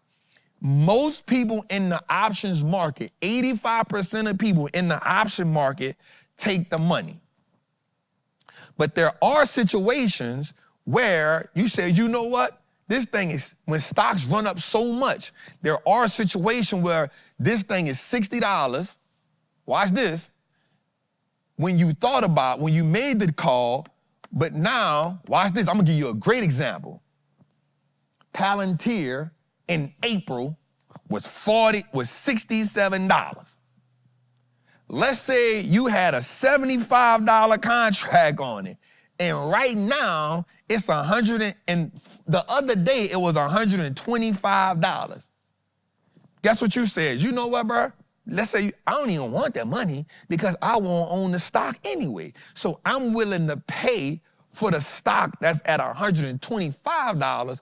I'm willing to pay for it now at 61. But let's go a little further. What if you was the person that bought it when it was 40, when you bought it when it was $27, and you put a 1-year contract on it and it became $125. So guess what? If you cashed out on this, the market now had to sell you, however, let's say you had 10 contracts. That means the market had to sell you 1,000 shares of Palantir at $27 that was now worth $125 because they was obligated to sell it to you for that, and they can't back out of the deal. So you just bought $125 stock for $27. That's the power of the options market. The thing about it is, the profit that you made on it, you can't use that to buy it. You got to come out your pocket. That's the caveat, which is why most people take the money and not the stock. Because even though it's $27, that's the only obligation. The minute you say, I want to sell it and not exercise it, you got to now come out your pocket. But if you sell it, you get the profit. That make sense? I'm going to my house tonight. All right, y'all, so check this out, man. We had a great show tonight. Hey, listen, we had a great show tonight. I hope that everyone learned something tonight, whether it was about the 10-year, whether it was about the options market. Y'all had some great questions, and I just want to tell y'all, man, we love y'all. We appreciate y'all. This was a 3-hour and 15-minute show tonight, all right? But that's just how much we love the game. Our goal is to just give y'all as much value as we can every time that we can. We don't do this because we have to. We do it because we love it. Most importantly, we love y'all. And I want y'all to feel it every time we get here. Remember, man, we got the code right now, Mother's Day. Use warm hugs. Get to that. Drop the link for that, Jose. That's for the merch. Y'all get 25% off on the whole site. Ladies, gentlemen, cousins, aunties, uncles, use that code. It ends Sunday. Jose, let's put it in the Patreon too, and I'm gonna put it in Trappers Anonymous, so give me that so we can do that. Get that, man. Get it. Also, come join the Patreon. Come join Trappers Anonymous. We're gonna put the links in for there. But also, man, make sure y'all like, subscribe to the channel, share the channel. Thank y'all so much. We did 4,000 people tonight. Let's keep growing it up. We did 5,000, 6,000 a week before. Let's keep growing. Let's keep getting money, man. I love y'all. I appreciate y'all. Y'all have a good night, man. Salute.